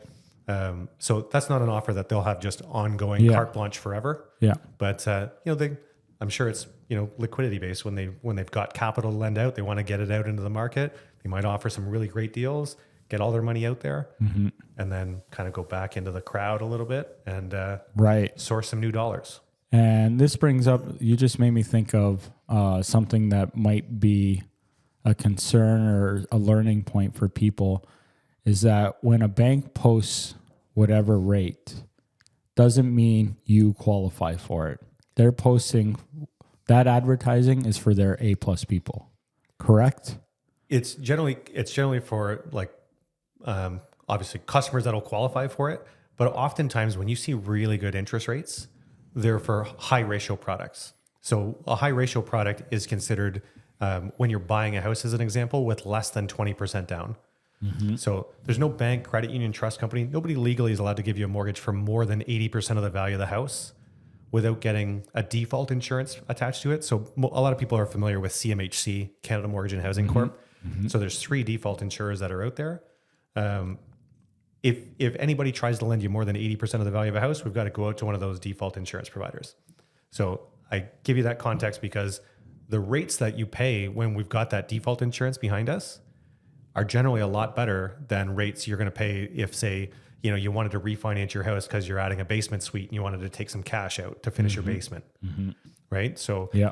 oftentimes lenders that have those advertisements, you'll actually see like Meridian's advertisement right now on their, I think their 5 years 3.99. It says 5-year high ratio mortgage 3.99. Your average person isn't going to qualify for that. That's really somebody that's buying a new place, maybe a first time Marketing tactic anyway. It definitely gets the phone to ring. Yeah, exactly. Right? It's a great opportunity to have a phone call and give some education and all that kind of stuff. You'll actually see when lenders, any lender, posts a really, really good rate like that, read the comments underneath it. I get a kick out of the comments. But oftentimes you'll see people saying, well, how come I didn't get that rate? Or, is that a rate available for everybody? Can I get that rate on a refinance? Just because they don't understand the term high ratio or anything like that, right? And it's generally not spelled out in those adverts what exactly that means, but it gets the phone to ring. Totally. Right? Have you seen defaults increasing? I haven't personally seen like defaults increasing. When I was at the bank, pretty well all the power of sales in Niagara came through me at some point or somebody on our team out here, and then we would assign them to one of our realtor partners. And I want to say I had a lot more of those kind of in 2000, like maybe the 2010, like 10, 15 years ago at least. They were pretty consistent once a month, like once every couple of months. Yeah. And then you'd go through windows of time where for a year, nothing. And that's when you were at TD. Yep. Yeah, I haven't seen anything. I don't really see that stuff anymore because I'm on this side. So I'm not the one that's assigning a realtor or an appraiser to that. You're just not in that line. Yeah. Yeah. But I do think you're going to see more of either more defaults or more sales coming up as all of these renewals come up. You think so? If you're going from, 1.49% or 2% up to 4.5% or 5%, well, if you took on a sizable mortgage, 500, 600, 700,000 wasn't an uncommon mortgage amount, still really isn't. Your mortgage payment is going to go up pretty good. So now that people have filled in the rest of their disposable income with life, they just may or may not be able to afford the same house that once upon a time they felt pretty comfortable in. Even though a solution to that would be extending your term, there's still going to be people that can't. Yep. You could still extend your term. You could extend your amortization, but really, what does that mean? If you're just if you started with a 25-year mortgage as an example, or maybe you started with a 30-year mortgage, so you've paid it down for the last 5 years. You haven't really made a heck of a lot of a dent in there. So when you're up for renewal, your rate's going to go up by 3%. That's going to have a big impact on your monthly payment. You could re-amortize it back out over 30 years, but it's not going to change the number too much. A couple $100 a month, like you're not going to. Yeah. That's. If you were that tight, that probably isn't the one key that keeps you in the house. It's definitely going to be an interesting time when these bulk of mortgages come in to see how it affects everything. It's going to be interesting. Sure. It'll be interesting to see how it impacts like vehicles and toys. My neighbor and I just bought 3 old like 1980s Safari snowmobiles. Oh, sick. A little fleet. We just bought them last night, actually. So we were playing in the yard. Let's go. With all the snow, the snowmobile sales got to be up. I feel like all of my neighbors have these little sleds except for me and my direct neighbors. So we were like, okay, well, we got a lot of kids. Between the two of us, we got 6 kids. So join in the gang, baby. We joined the neighborhood gang. But we were talking to the guy who was selling them. People aren't going to be able to afford recreation at some point. When you look at how much an ATV costs or a trailer costs or a boat or a jet ski or, once upon a time, some of these toys brand new were only a few $1,000s. Now, so we're not through the hard times. Yeah, I would say that as people's mortgage payments get increased, less disposable income to go against all the toys. Interesting. Yeah. I'm just trying to process that a little bit because I'm such an optimist.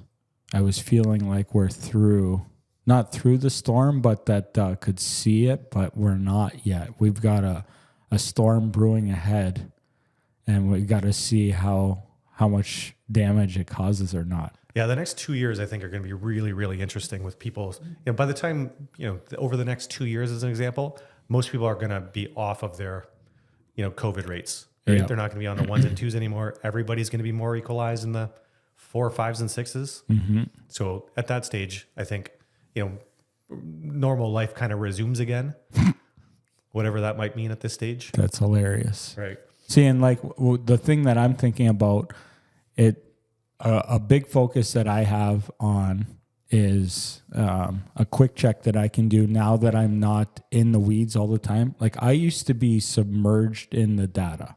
I would spend hours every single day for years in between doing everything, analyzing real estate data because I was pricing houses. I was looking at what's going on. I was looking at it nationally. I was really in the know. So like now I'm disconnected more, but I'm still paying attention. And whether it's right or wrong, a big variable that I check that it's quick and it helps me understand the state of our Niagara market is inventory. Because when I look at inventory, it's going to give me a really good snapshot of what's going on. And right now there's 2,400 residential properties for sale in Niagara. That is a shit ton. So to me, and without even fact checking this is just me, how much effort I put into it, tells me it's a buyer's market, right? There is so many options for buyers, which means I don't even need to go on a spiel about that. But now what you're telling me, I'm thinking about what's going to happen to inventory with the shitstorm ahead is an increase in it from, in my experience, being at a drastically high number than it's been. I don't even remember when I started. I don't think it was 2,000 when I started houses for sale. And even though the number of houses has increased in Niagara quite a bit since I started with all the development, still 2,400 houses for sale is a lot. So I'm thinking like when defaults or people getting tight, or like you said, more people having to sell, when inventory goes up, that to me, it means prices are going to go down. Now it's just like everything else. It's one of the variables, not all of them, but that's a strong indicator.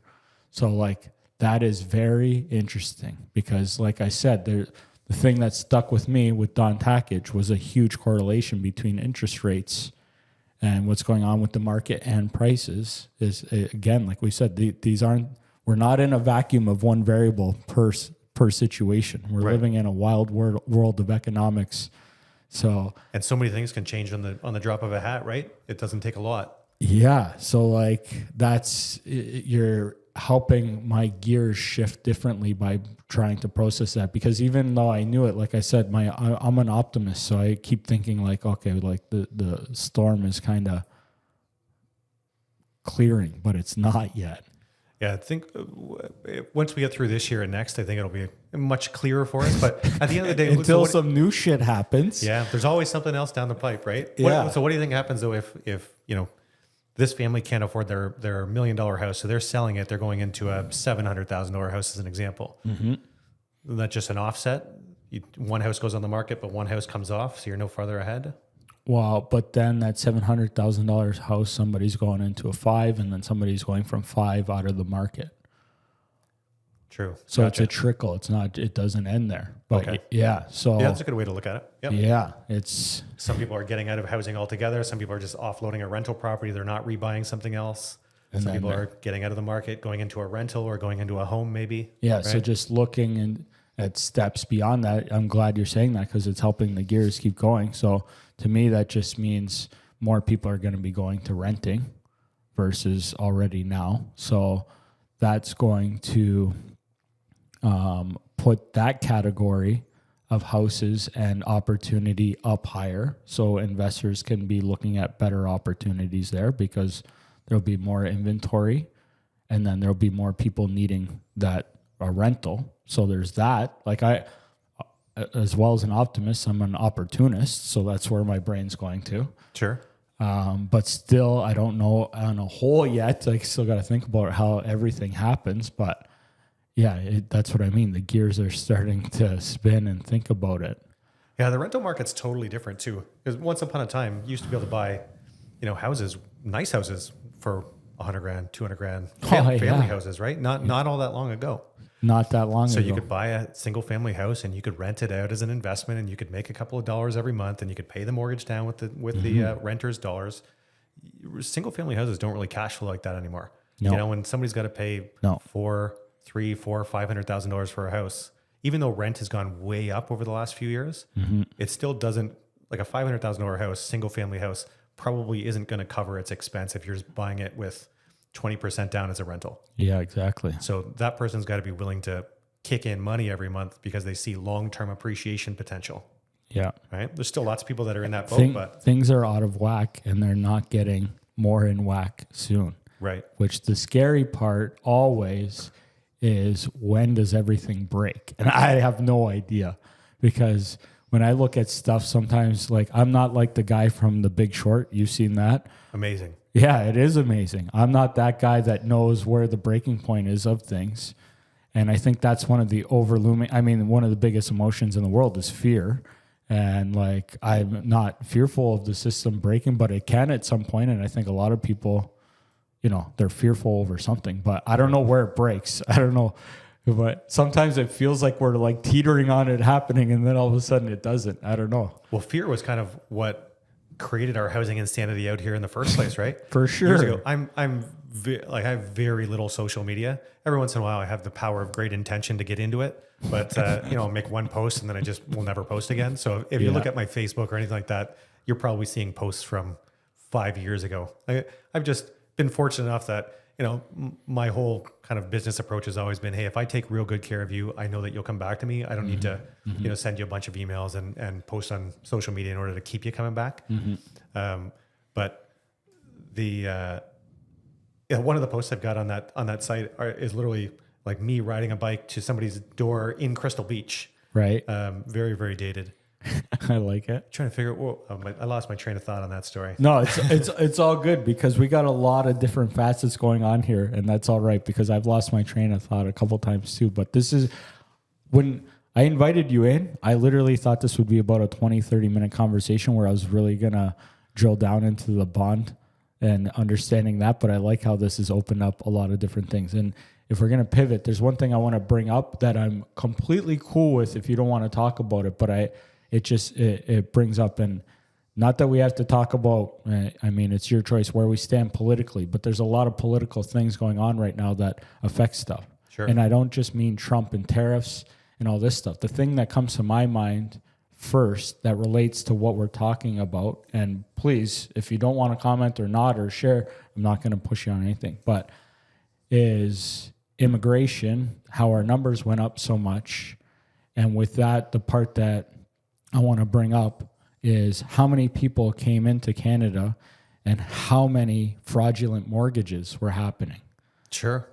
And I don't know like what you want to comment or not on this, but I'll start with me, is that we had a ton of people come in, and what I seen was a ton of people coming in from, I don't even know what you call it, Middle East, ton of, without being a racist, a lot of brown people coming in, dealing business with similar ethnicities. And what I see, again, I love everybody, and I hate everybody for being assholes when they're assholes, and I love everybody that's not an asshole. But I've seen a lot of brown people dealing with brown people putting together fraudulent mortgages. I would have mortgage brokers calling me saying, I will get your people approved. And I'm like, how? And without them saying it on the phone, they were telling me we're putting together fake mortgages. And I'm like, fuck you. I want nothing to do with you. Yeah. Right? I want nothing to do with you because I don't want to associate with that. And that's, again, I had that not just from, brown people. I had it coming from others, but that was the most common one. It's just so short-sighted too. Like, I've had people ask, hey, if I give you an extra this, well, can you do this for me? Can you do that for me? I have no interest. Like, your one mortgage isn't making or breaking my year. Yeah. I'd rather just not be associated with it. I'd rather just, you might be able to find somebody else that'll do that for you. I'm just not the right guy. We're not a right fit. I'm here to, help you in your natural circumstance get qualified naturally, so nothing ever comes back on either one of us to bite us in the ass, right? Exactly. I'd rather do everything totally above board. And I think one of the if you look at, I just started doing Google reviews last year, and I actually love them. Giving or taking? A little bit of both. Okay. I never really gave anybody reviews, and I didn't even have a Google reviews page. Right. But I've got over 100 5-star Google reviews now. Good for you. And if you read through them, a lot of them are past customers of mine, and it's, hey, I've worked with Troy for 15 years. I've worked with Troy for 10 years. He's taking care of me, my kids' kids. I love that kind of stuff. You don't get those same relationships and business longevity and all that kind of stuff by getting into the weeds doing shady shit. Totally. Right? You got to It's one thing to be creative it's one thing to understand everything, and it's one thing to understand all of the rules. And then it's another thing to be outright fraudulent. Right. And there's tons of creativity that goes into that's one of the Totally. things I love about this gig is that, hey, how I present this to a lender matters. Exactly. So there's creativity that goes into deal structure and packaging and all that kind of stuff. 100%. But you don't have to be so creative that you're just making things up or like I can't imagine making documents. I know in certain, I guess, demographics and in certain cities, Yeah. that's super, super common. I've been doing this a long time, so I've got mortgage buddies all over the place and real estate friends all over the place. It's wild to hear what happens in certain markets. I think I've Like just Brampton. been fortunate. I've just been fortunate that I'm not surrounded by that, and Yeah. I generally get to work with pretty good people. One of the coolest parts about both of our businesses is you get to choose who you get to work with. Totally. How many other businesses get to do that? So if you're not a good fit for me, there's no harm in me saying, hey, I think we're not a good fit. Yeah. Right? Totally. There could be a lot of different reasons for that. I agree. And I bring this up because to me, this is creating a variable in what we're talking about. We're talking about some of the big variables that have impacts on things. But fraud is a component of this because that's going to affect the lenders when things fall apart and the economy in turn, right? Sure. Because when all these deals are being put together, people that absolutely cannot afford their houses or can afford them with illegal money, this is a part of the economy that exists, but it doesn't mean it's helping us. And to me, it is scary and how much, and I have no access to data except what I've had experiences with. And it's a concerning factor for me. There's been talk forever, and we might be closer than ever to it, but there's been talk forever about the government giving access to lenders to like people's notice of assessments and that kind of stuff. So they can actually, so right now, think about the logistics. Oh, If I'm doing an application for Joe, Yeah. I go to Joe, I take your word that you're giving me your notice of assessment. These documents come from Joe, and then I upload the lender. That to they're the lender. real. I take for granted that they're real. Yeah. Right. And then you give them to me, I give them to the lender.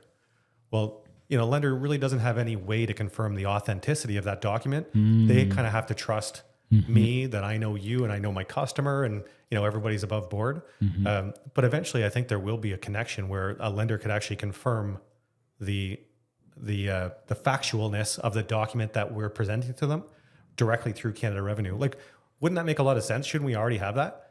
They can literally say, Yeah. if you come into the bank and say, here's my notice of assessments, this is, I made $100,000 last year. They don't need to be giving all of your personal life story to the lender. I kind of already do that as part of your application. But at the end of the day, if they can just confirm that line 150, your total income number on your NOA matches the number, like even just let a lender say, go to the government website and say, okay, for Joe Gonzalez, the number was $8 million he made last year. Just type in 8 million in a field and click enter. And if it matches, a green We're check good. mark pops Yeah. up. If it doesn't match, a red X pops up. And now the lender has a reason to doubt the authenticity of a document.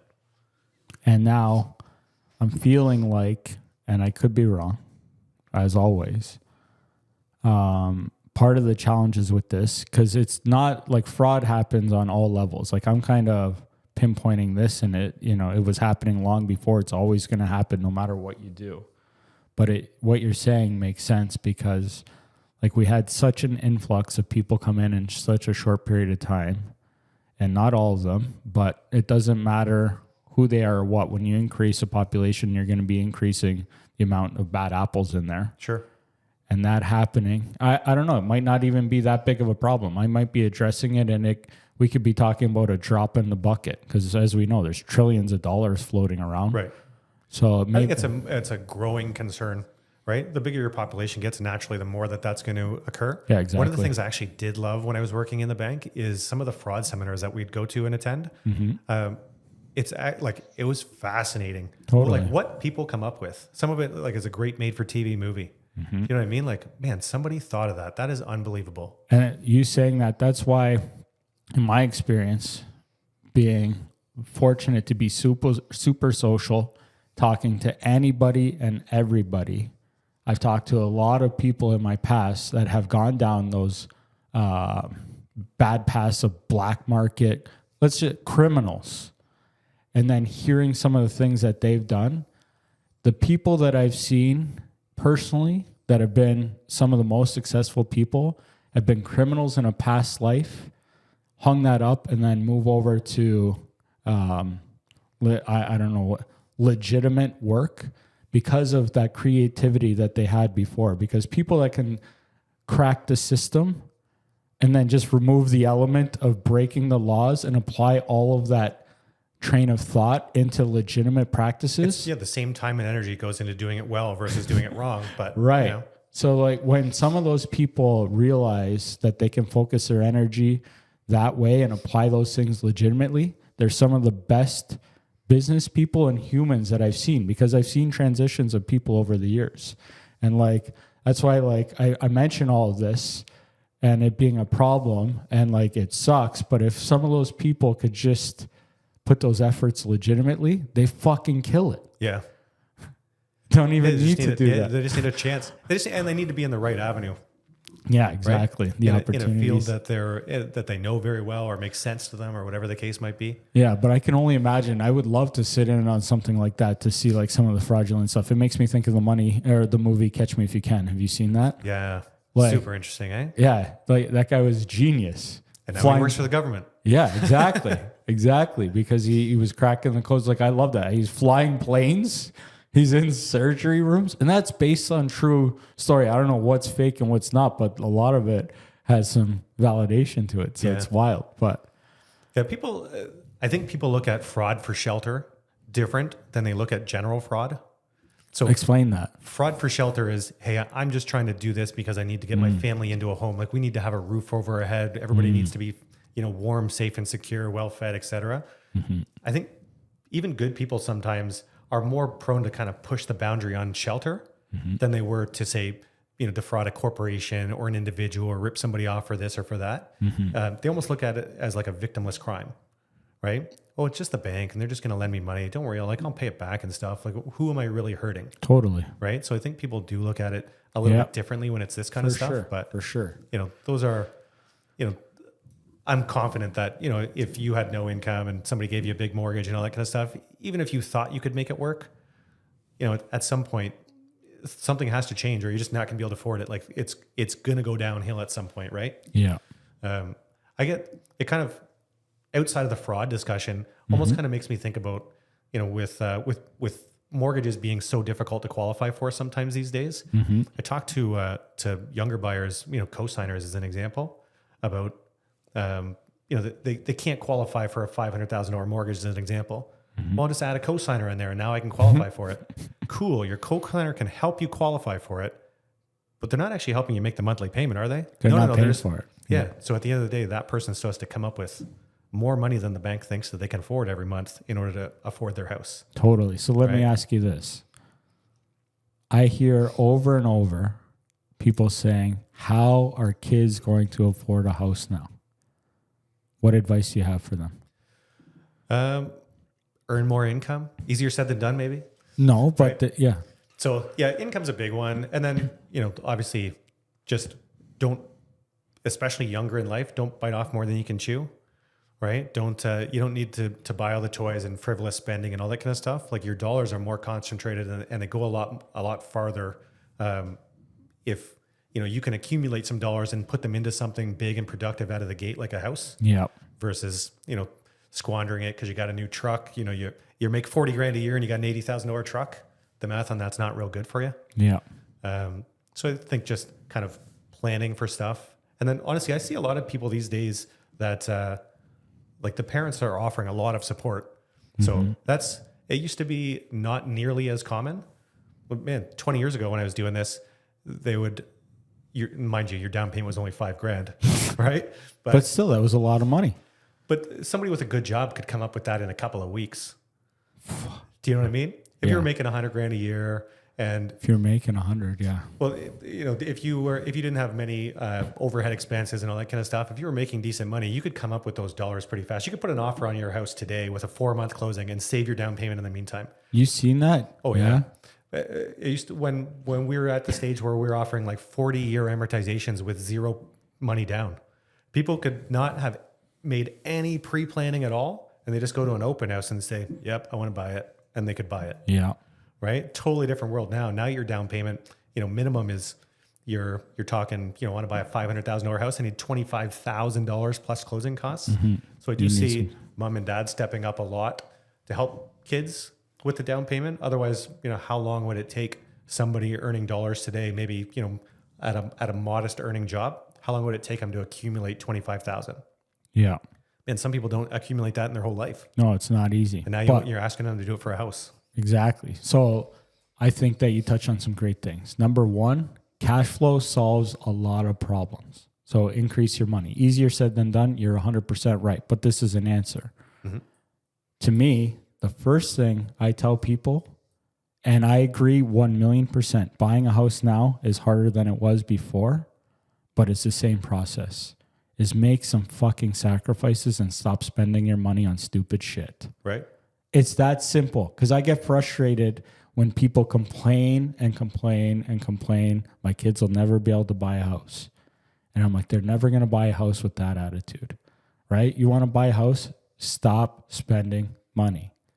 And it's, I totally agree with the stop spending money thing. The funny thing is a lot of, especially younger people, they're moving out of mom and dad's house, but they want all the things mom and dad have. Yeah, of course. So they want like new vehicles in the driveway. They want the toys. They want the big house. They want all these things.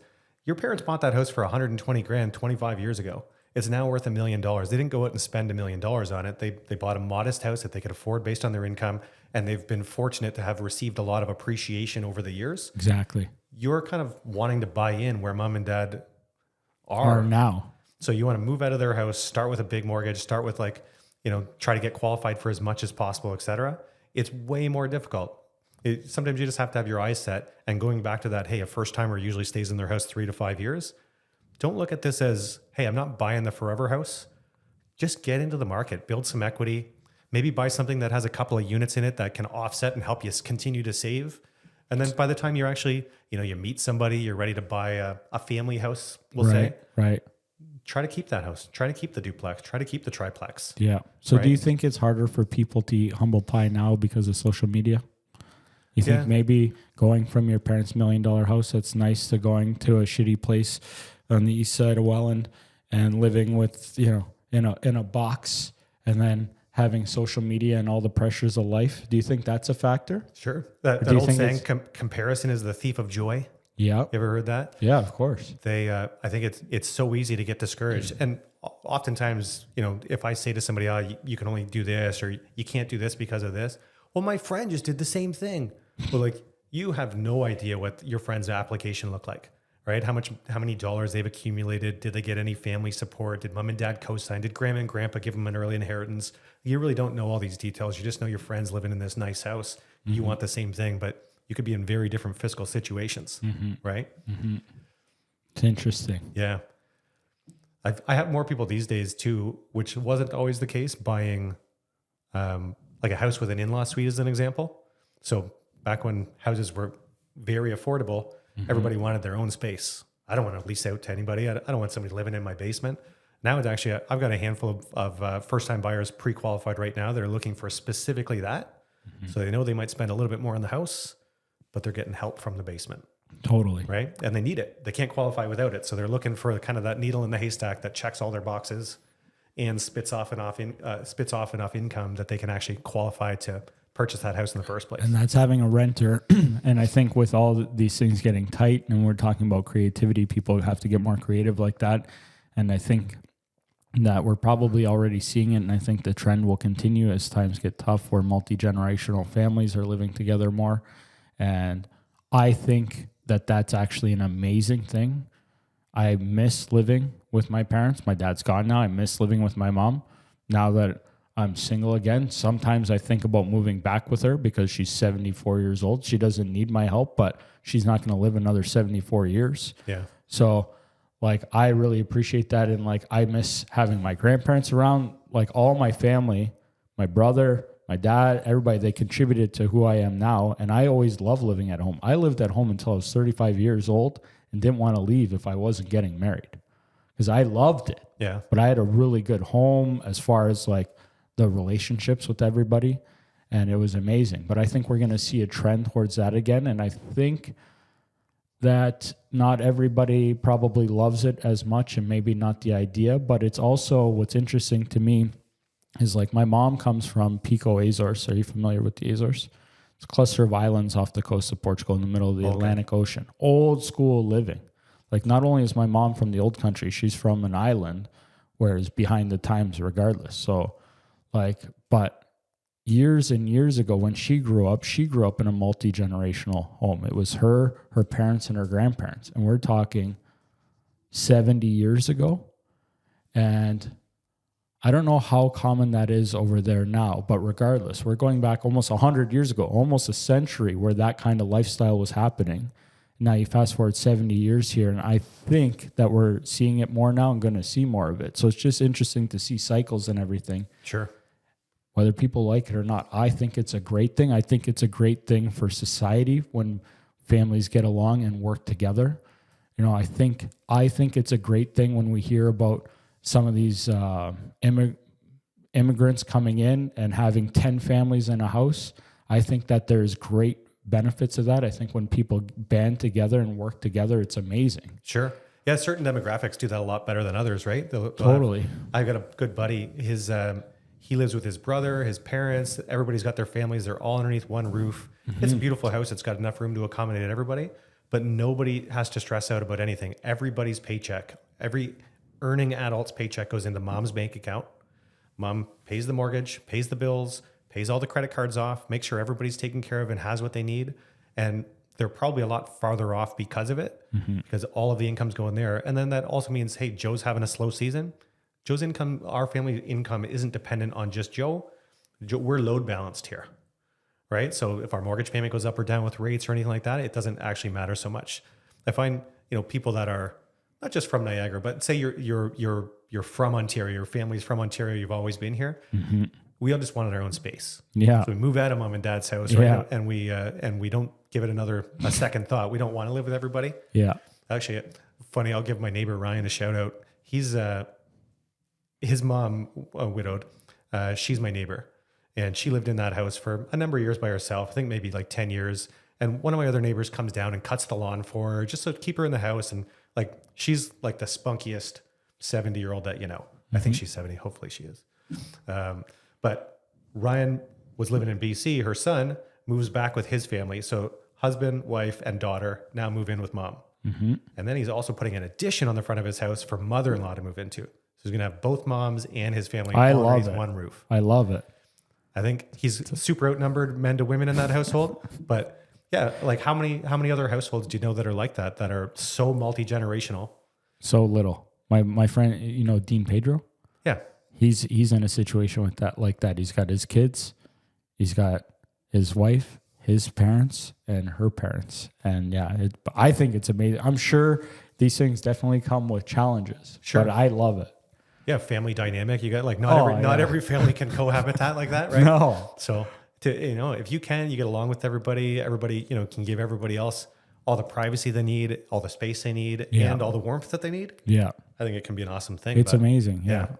It'll be interesting to see how that develops with time.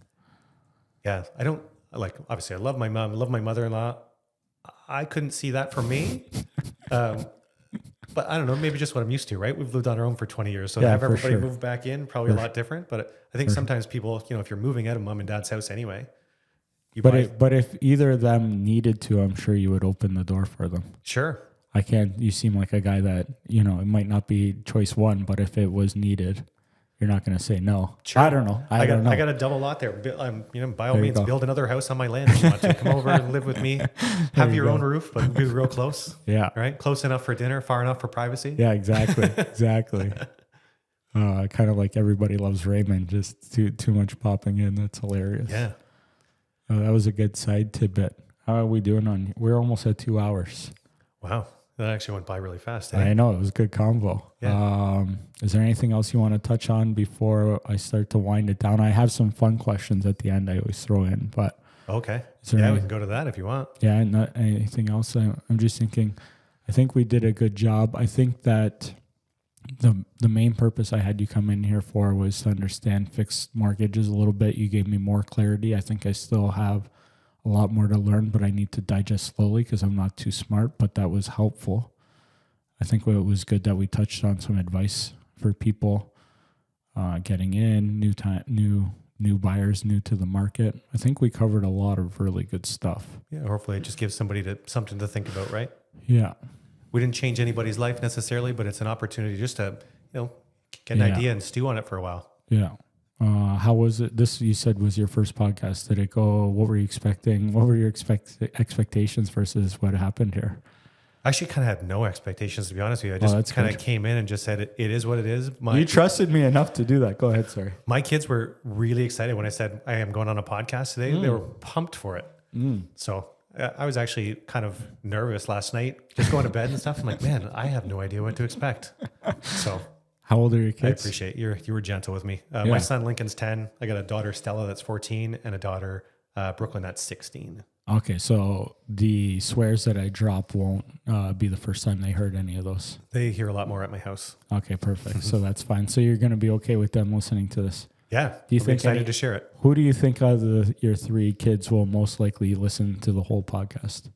I think my oldest probably will. You think? Yeah, she's much more. It's funny as the kids get older. There's definitely some truth that there's some separation between parent and kid as the kids get older.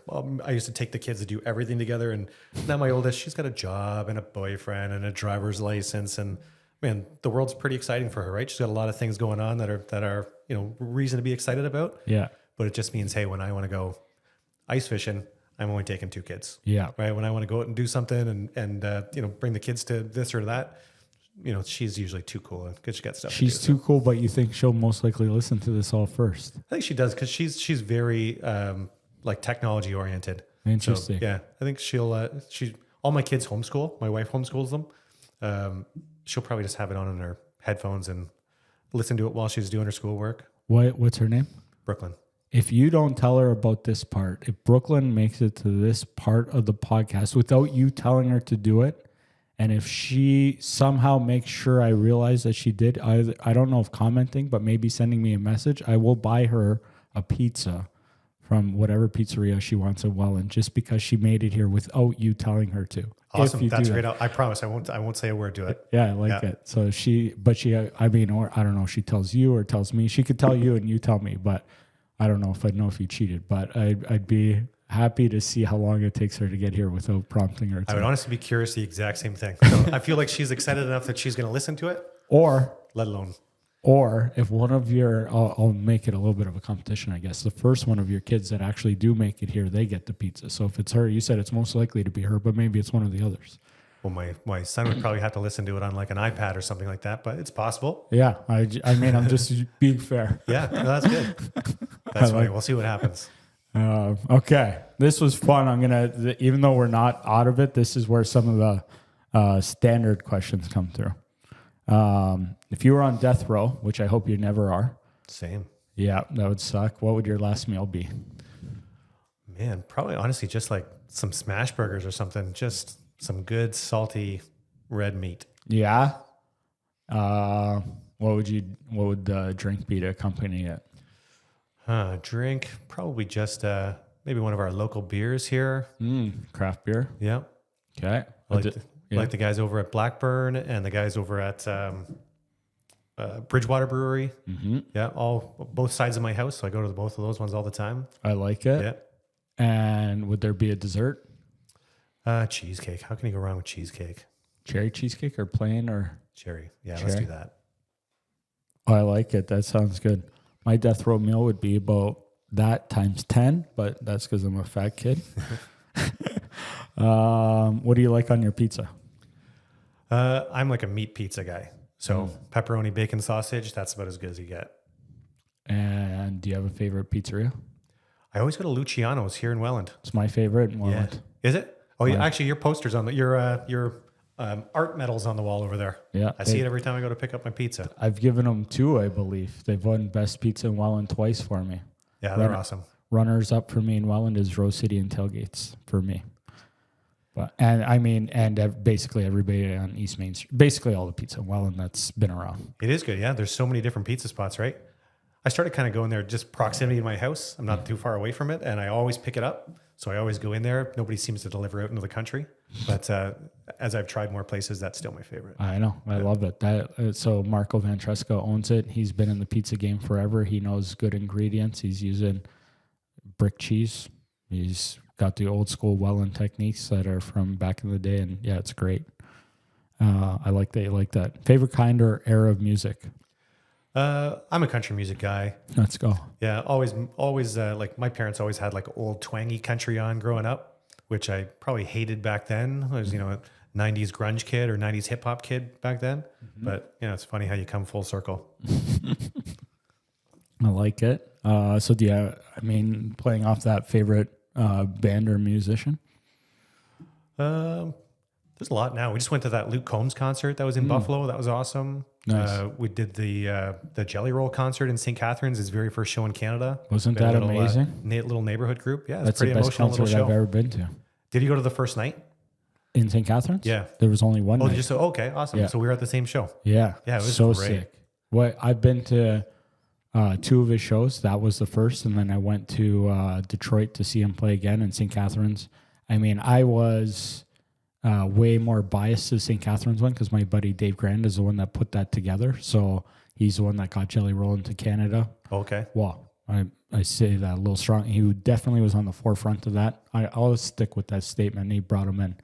And so it was his show. So I was stoked. I had a pre-party, a post-party.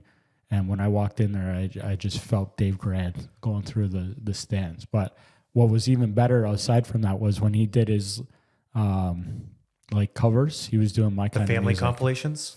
What's that? Well, when he said, my sister's really into hip hop, and then he would play all the hip hop songs, and then he said, my mom's really into old twangy country and like that kind of stuff. See, and you remember even better than I do. I just remember him doing hip hop and old school rap stuff. That's the music I listen to. Everybody around us was up on their feet, like dancing and singing to those songs. It was actually very fun. We said going into that concert, like, man, does he have enough content himself that we would know to, take 2 hours? And he filled that no problem at all. And super emotional, all the tributes that he had and all the speeches and motivation. And remember when he came out with the Canada flag on his back? yeah. He signed it, and Dave Graham, my buddy's got it. It's so sick. Oh, yeah? Yeah. That's actually a really cool piece of memorabilia. Very first show in Canada, and he's got it signed on the Canadian flag. It's amazing. Yeah. Yeah. And I don't know if I had Dave on just before the show, but that was something. No, I'll just leave it because I don't know what's been out there or not. But he's got it.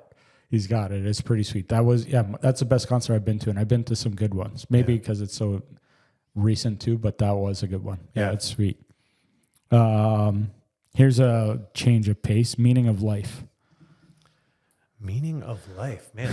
That's How deep. about just put you on the We got spot? 2 more hours here. I know, right? We're talking all this stuff and then that one. Honestly, I think these days everything is just doing stuff for the kids. Nice. It's such a rewarding, fun thing. And now, I've got, friends that are, or people that I know that are just having their first babies and stuff. And I always reach out and be like, man, this is going to be the best part of your life. It doesn't matter what you've gone through already. Some people have lived a pretty full life already. And I'm like, there's just nothing like it. So hence the reason I bought those ditch bangers last night, those old sleds. My kids were ripping around in the backyard for hours last night. It's just in the dark, had the headlight on. I looked at the neighbor. I'm like, man, that's why we do it. This is awesome. That is awesome. I love it. Do it for the kids, baby. Yeah. I love it. If you could travel anywhere, where would you go? I'm actually going on a cruise tomorrow.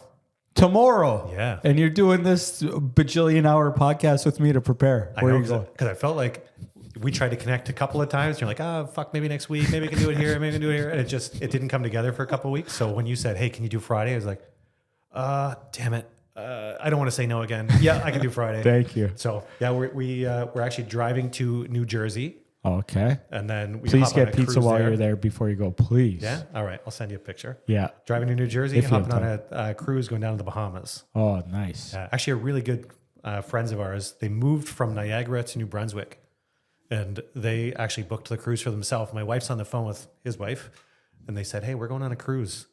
You should come." And while they're on the phone, my wife I wasn't even home. My wife just booked this cruise. Good wife. And then when I got home, she's like, hey, you're going to see it on the credit card statement. I just thought you should know that we're going on a cruise in March. So, yeah, How long going ago tomorrow. did she buy it? Just before Christmas. Okay, nice. Yeah. So it's you, the wife, and then those friends. Anybody else? All the kids. All the Yeah. kids. So You're my, three. my three, and then they have one. That's gonna be awesome. Yeah. I'm excited for you. How long is it? 7? 7 to 8, 7 Nice. nights. Yeah. That's amazing. You know Amazing. what my kids are most excited about? So on a cruise, you're only allowed 4 people in a room. I got a family of 5, so we need 2 rooms. Well, they don't have adjoining rooms on this boat.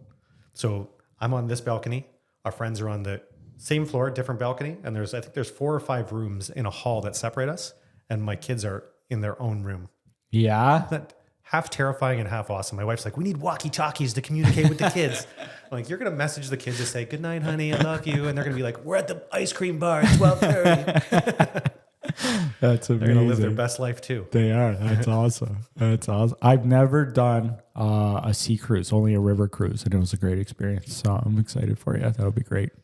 Yeah, our second cruise, people told us on the first cruise, you'll either just become a cruise person or you just never do it again. And I could see how people would become cruise people. It is just a totally different experience. Yeah, for sure. So, I mean, you're going on a cruise tomorrow, but does that still answer where you would go if you could pick somewhere to go? Or maybe the question might even be better, where haven't you gone that you really want to go to for this part? I am not like a big country traveler. Like I don't need to go see the world or anything like that. I feel like that's never really been on my bucket list. Honestly, like put me in the middle of nowhere in Algonquin and, let me rough it for 4 or 5 days. That's like my jam. I love it. What do you consider roughing it? Glamping with a great big cottage and champagne raining from the ceiling, or what's? That's my wife loves to camp like that. Yeah. Going camping to live at home. So would you go in a tent? Yeah. Last year, my buddy Steve and I, he's got a 10-year-old boy. So just him and I and our 2 10-year-old boys, we went up to Annie's Bay in Algonquin Park, right off the East Arm, and we took a water taxi in. It would have been about a 4-hour canoe ride to our site. Wow. Super remote, but my kids would have paddled for 4 minutes and then been bored. So we got a water taxi to drop us off at the site, and we didn't see a single person. We said we got dropped off on Sunday. We said pick us up on Wednesday, and we didn't see a single soul until Wednesday. Like, I want to do a lot more of that kind of stuff. I like it. Get me away from it. I feel you. I feel you. Best piece of advice you can give anybody about anything? Just honestly, treat other people the way you want to be treated. Be kind and be yourself. You'll find your circle. You don't have to try to fit into a circle. Your circle will find you, or you'll find your circle. But just, Great it advice. seems cliche, but like, It's not cliche. be a good person. Yeah. Don't be an asshole. Treat people with respect. And I think the golden rule is fantastic. And I like that about being yourself, because I think people struggle with that. I've mentioned to you how I'm trying the transition with being on camera. Off camera, I have no problems with it, but I think a lot of people off camera have trouble being themselves for the reason you said. They're trying to please other people or fit in or whatever, and that's just such a bad recipe. you can't please everybody, right? You have to be okay with, some people being upset about this that you said or that you said. I'm kind of curious what kind of commentary you get on even our podcast. Like, people will like certain content, not like certain content. It's interesting. You can't make everybody happy. It is what it is. And when you say that, when I really learned that was when I made a piece of content around a scholarship that I had at my old high school, Lakeshore. I used to give a scholarship there, $1,000 to a student, and that was graduating. And I would get angry comments about that. And I'm like, there's literally nothing you can do on this planet that will make everybody happy. Right. I'm giving away my hard-earned money to somebody that needs it more than I do at this specific point in time, and there's people shitting on it. I'm like, and ironically, the people shitting on it aren't the people that are contributing the same way that you're trying to contribute, right? No. But again, sometimes people just need a reason to be angry at something. yeah. And if you just happen to cross their path that day, you're the lucky recipient, right? And see, we kind of talked about good things of being a good human. To me, we mentioned like communication and how important that is. I think that's across the board. And then you said kind of like setting up expectations. and managing them. I think another one that is above this, and I don't know where it falls with that one, it might be higher or not, but it's understanding. One, a basic is understanding everybody has an opinion, and that's cool. But then taking advice from people, just because people had advice, it's determining who is good to take advice from.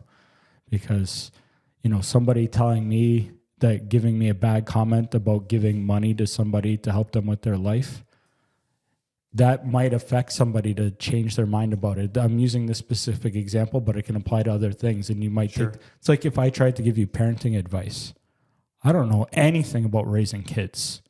I could tell you some theoretical thing that I think would be great to apply to your kids, but I have no idea what I'm talking about. You should never take parenting advice from me. But you know what the funny thing is? Kids or no kids, I'm sure I could still learn things from you. Yes, that's good. But people don't communicate anymore. And people sometimes have such strong opinions. Like politics is a great example of that, right? Like, has it ever been more divisive than it is right now? It's pretty, I don't know. It's pretty wild, right? It is wild. But when you stop talking, yes, that's when civil war ensues. I completely hatred agree. And a whole bunch of negative things. It's better that we can just talk things out. And that's going back to the basics for sure. Communication. I agree 1,000,000%. Whether you agree with somebody or not, I think you can learn a ton. I even the best conversations I've ever had in my life is when somebody changes my opinion. I love the conversations, but I think people have a hard time understanding who to take advice from or not. Sure. And you can't take it from everybody. You can't. Yeah. And that's the thing I think that gets tough too when people hear perspectives from all over the board. And, this wasn't supposed to turn into a tangent, but just one thing to play in that. I think, and this kind of segues to the next question. My parents have played a huge role in my life and have given me so many good values and understanding, but I would not go to them on should I buy a house because my mom hasn't bought a house since 1973. Yeah, they bought one and lived it their whole life. So she gave me advice on buying a house right now, even though there's a million things for me to draw on from her about and learn from. What she said, sure, I can take it in consideration. But a much better person would be if I called you. And if you told me something completely different, your advice is more current, right. It's more knowledgeable, it's more everything. So that's why I think that's, like I said, being in the levels of understanding and being good at life that's one of them for sure, is understanding who to take advice on and on what topic even. Right. And if you don't have that person in your life, like find them. Yeah. Right. There's got to be somebody out there that can give you some type of leg up advice. Yeah. Okay. This is supposed to be wrapping up and it's turning into podcast 2. Yes. Who played a big role in who you are today? Of course, my parents would have played a huge role. My parents have been together for 50 years. Amazing. Still happily married. They're in their 70s. They always had me involved in stuff. They always chauffeured me around from, sports. Athleticism runs in my family. My dad was a 5-pin bowling champion. So you can see my physique's, sculpted after that. I love it. I think your parents are always your number one contributor to, just raising you up into the world to be a good person, right? Mm-hmm.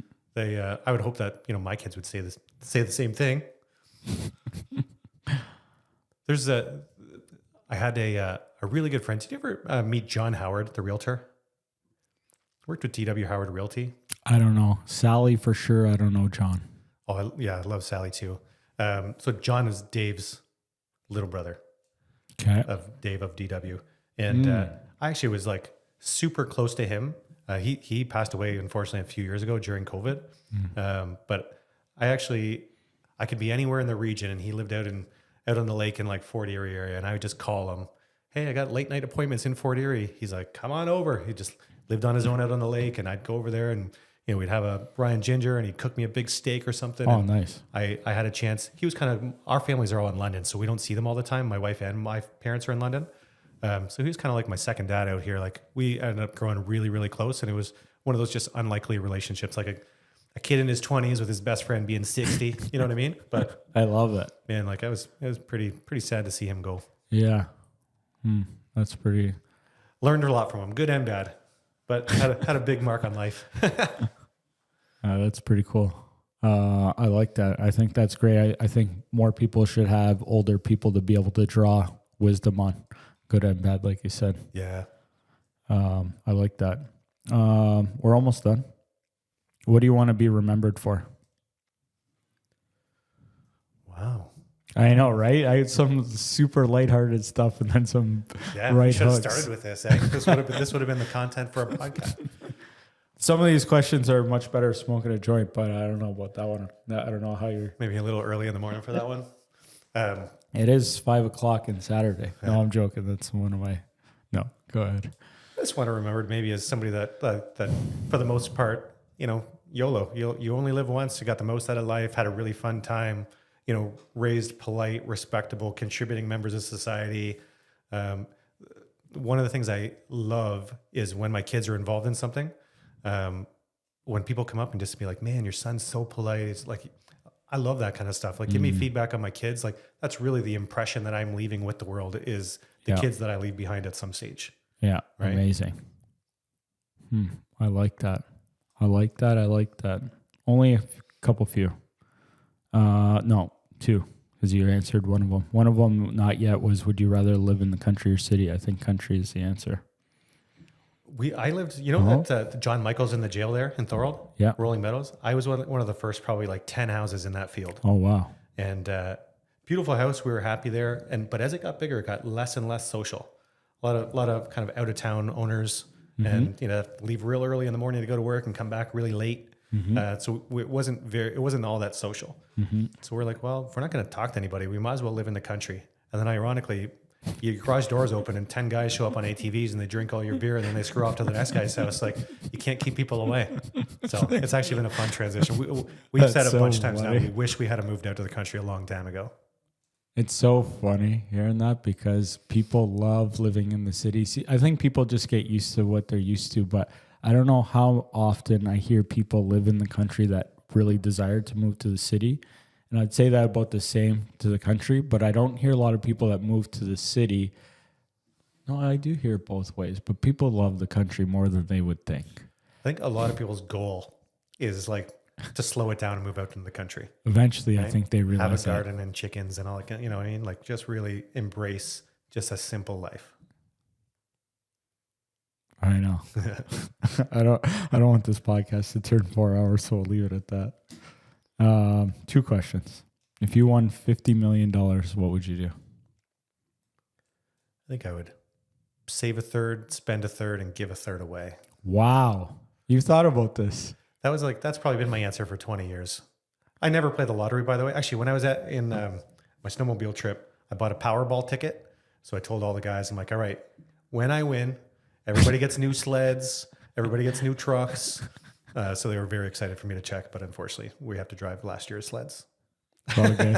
I've heard this before, and I haven't fact-checked this because fact-checking is a hard thing nowadays. But as a Canadian buying a lottery ticket in the States, if you bring it back into Canada, I heard it nullifies the ticket. I don't know if that's true or not. I'm not sure. All the guys I was down there with are all living in Miami, so I could probably just get one of those guys to redeem it. Yeah, that's what I've heard. I should look into that. So third.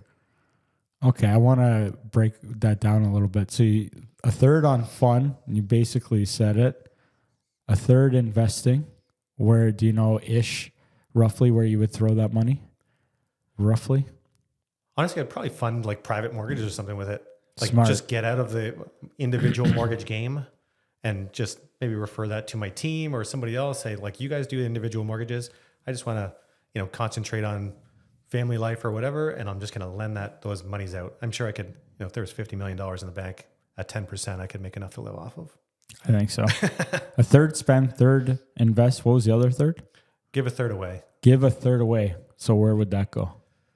I just probably Can I be in a little bit of that third? Sure. Okay, go on. Sorry. I think it would just be fun to be able to. My mortgage payment didn't come out. Weird. I'm going to call the bank. Oh shit, I don't have a mortgage anymore. How did that happen? Like, I think that kind of stuff would be super fun if you won enough. I think if you won too much, it would be annoying because everybody would ask you for something. Anything you win. But I've always said, like, what would be ideal is $500,000. Like, that's still a big number. Still pays off most people's house, but it's not big enough that everybody's going to come and ask you for money. But if you won 50 million, you probably got a line up at your door, I'd imagine. Well, you say that, and when I started introducing this question, I said 1 billion, but I think that was too crazy where those problems kind of happen. I toned it down to 50 because, yeah, and you could even make it 5 million, but I mean, I don't know. I like the 50 for now anyway, but Think about how cool that would be if like you just had a $15 million slush fund and you could just pay off all your buddies' houses, all your buddies' trucks, buy a couple toys for all your buddies, your family, make sure that your parents have, you know, they want for nothing, your family wants for nothing. yeah. But at some point you got to figure out how to do that without it all going to your head too. Right? Which is probably impossible or very difficult. Yep. Yep. Last one. This is a nice, easy one. Favorite movie? Well, maybe. Favorite movie? Or movies. I like Boiler Room. You ever seen that movie? It's a great movie. Little stock trading movie. I'm going to watch it now that you say it. I haven't watched it. I used to have that. Yeah, 20 as years my ago. routine. Yeah. That's a great one. That includes fraud. That it does, yeah. That's way up there. All the sales pitches and all that kind of stuff. Like I used to love like just old sales movies like that. Glengarry Glen Ross. You remember that one? Yeah. Always be closing. Always be closing. Always be closing and stop giving me the shitty leads. Yeah. Yeah, both great movies. I think they would be up there on my list. You? Wolf of, good, I'll answer, but Wolf of Wall Street to me is another one that fits into that category. Yeah. But yeah. Yeah, Catch Me If You Can, like that style of movie where, you know, people have come up with these ingenious or creative ideas and it's actually happened, Yeah. right? It's not fiction. It's like people are actually doing it. Favorite movie for me? I don't know. That's so hard. Like when you ask it, what did I just watch because I hadn't watched it in forever? The Wizard. Have you seen that movie? The old video game one? Yes. Yeah. So I don't know. Like favorite movie is so hard for me. Like there's movies. Definitely Boiler Room used to be one of the ones I used to watch. Catch Me If You Can. Gone in 60 Seconds. I just rewatched recently. I don't know. Favorite movie, like I ask people, but it's so hard. I don't know. Like I love, go ahead. It's funny when we have, say, a movie night at my house, I went through like a big window of time where I was getting my kids to watch movies that I loved when I was young. So Jaws and The Goonies and all these Ewoks, like just random old movies. And you realize how terrible they are now. Maybe, you know what I mean? Like just you're looking at the special effects. You're like, oh my God, I was afraid to take a bath after Jaws because I thought he was going to come up through the bottom of the tub. And then you see he's like a puppet on the big screen. You're like, man, why was I so afraid? That's so funny. Another good one, Goodfellas. I used to love that one. Yeah. That was a really good one. Yeah. Most mob movies I'm into. Yeah, there's lots of good ones. That one was like, that one's got to be my favorite. But yeah, there's a lot of good ones. Like Scarface was great. I don't like Godfather. I don't know if I've actually ever seen all of them. Yeah, because it's so long. But like I have thrown them on. No, maybe I should throw them on in the background just to have them. But customers come into your office, you just constantly have a revolving Godfather movie rocking. It'd be hilarious.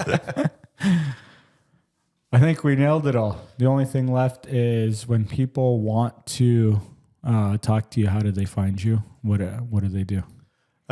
So you can either just go to my... What a bad timing. It's 50-50 and Right Choice is on there right now instead of your contact or your... Well, they just contact Right Choice and then they refer over to me. It's perfect. Perfect. Yeah. You can go to my website, Wilson Mortgages, plural, wilsonmortgages.ca. Or you honestly just Google my name, Troy Wilson Mortgage. Yeah. And I'll be one of the first things that pop up there and you can read my Google reviews and watch my old terrible social media. I love it. Well, Troy, this was awesome. I appreciate you coming out. I can't wait to see which one of your kids gets the free pizza. Yeah. Thanks for having me on, man. This has actually been fun. I was nervous about this, but it was good. Yeah, I like it. I hope you have a great trip and I hope you find time to have a pizza either before or after in Jersey because there's a lot of good pizzas out there. I didn't even think about it, but I'm going to make a point to do it now. So good. Yeah. And they'll throw on all kinds of meats on the pizza for you, not just pepperoni out there. There we go. We can end it with there. There's if you're not going to do the Googling, you got the email and number up there. Yep. 289-213-2222. Easy game. Twos. Almost seems fake. It's only 1, 2, 3. Yeah, a few numbers. Yeah. Lots of twos. Just call some numbers. Thanks, buddy. Thank you. That was great.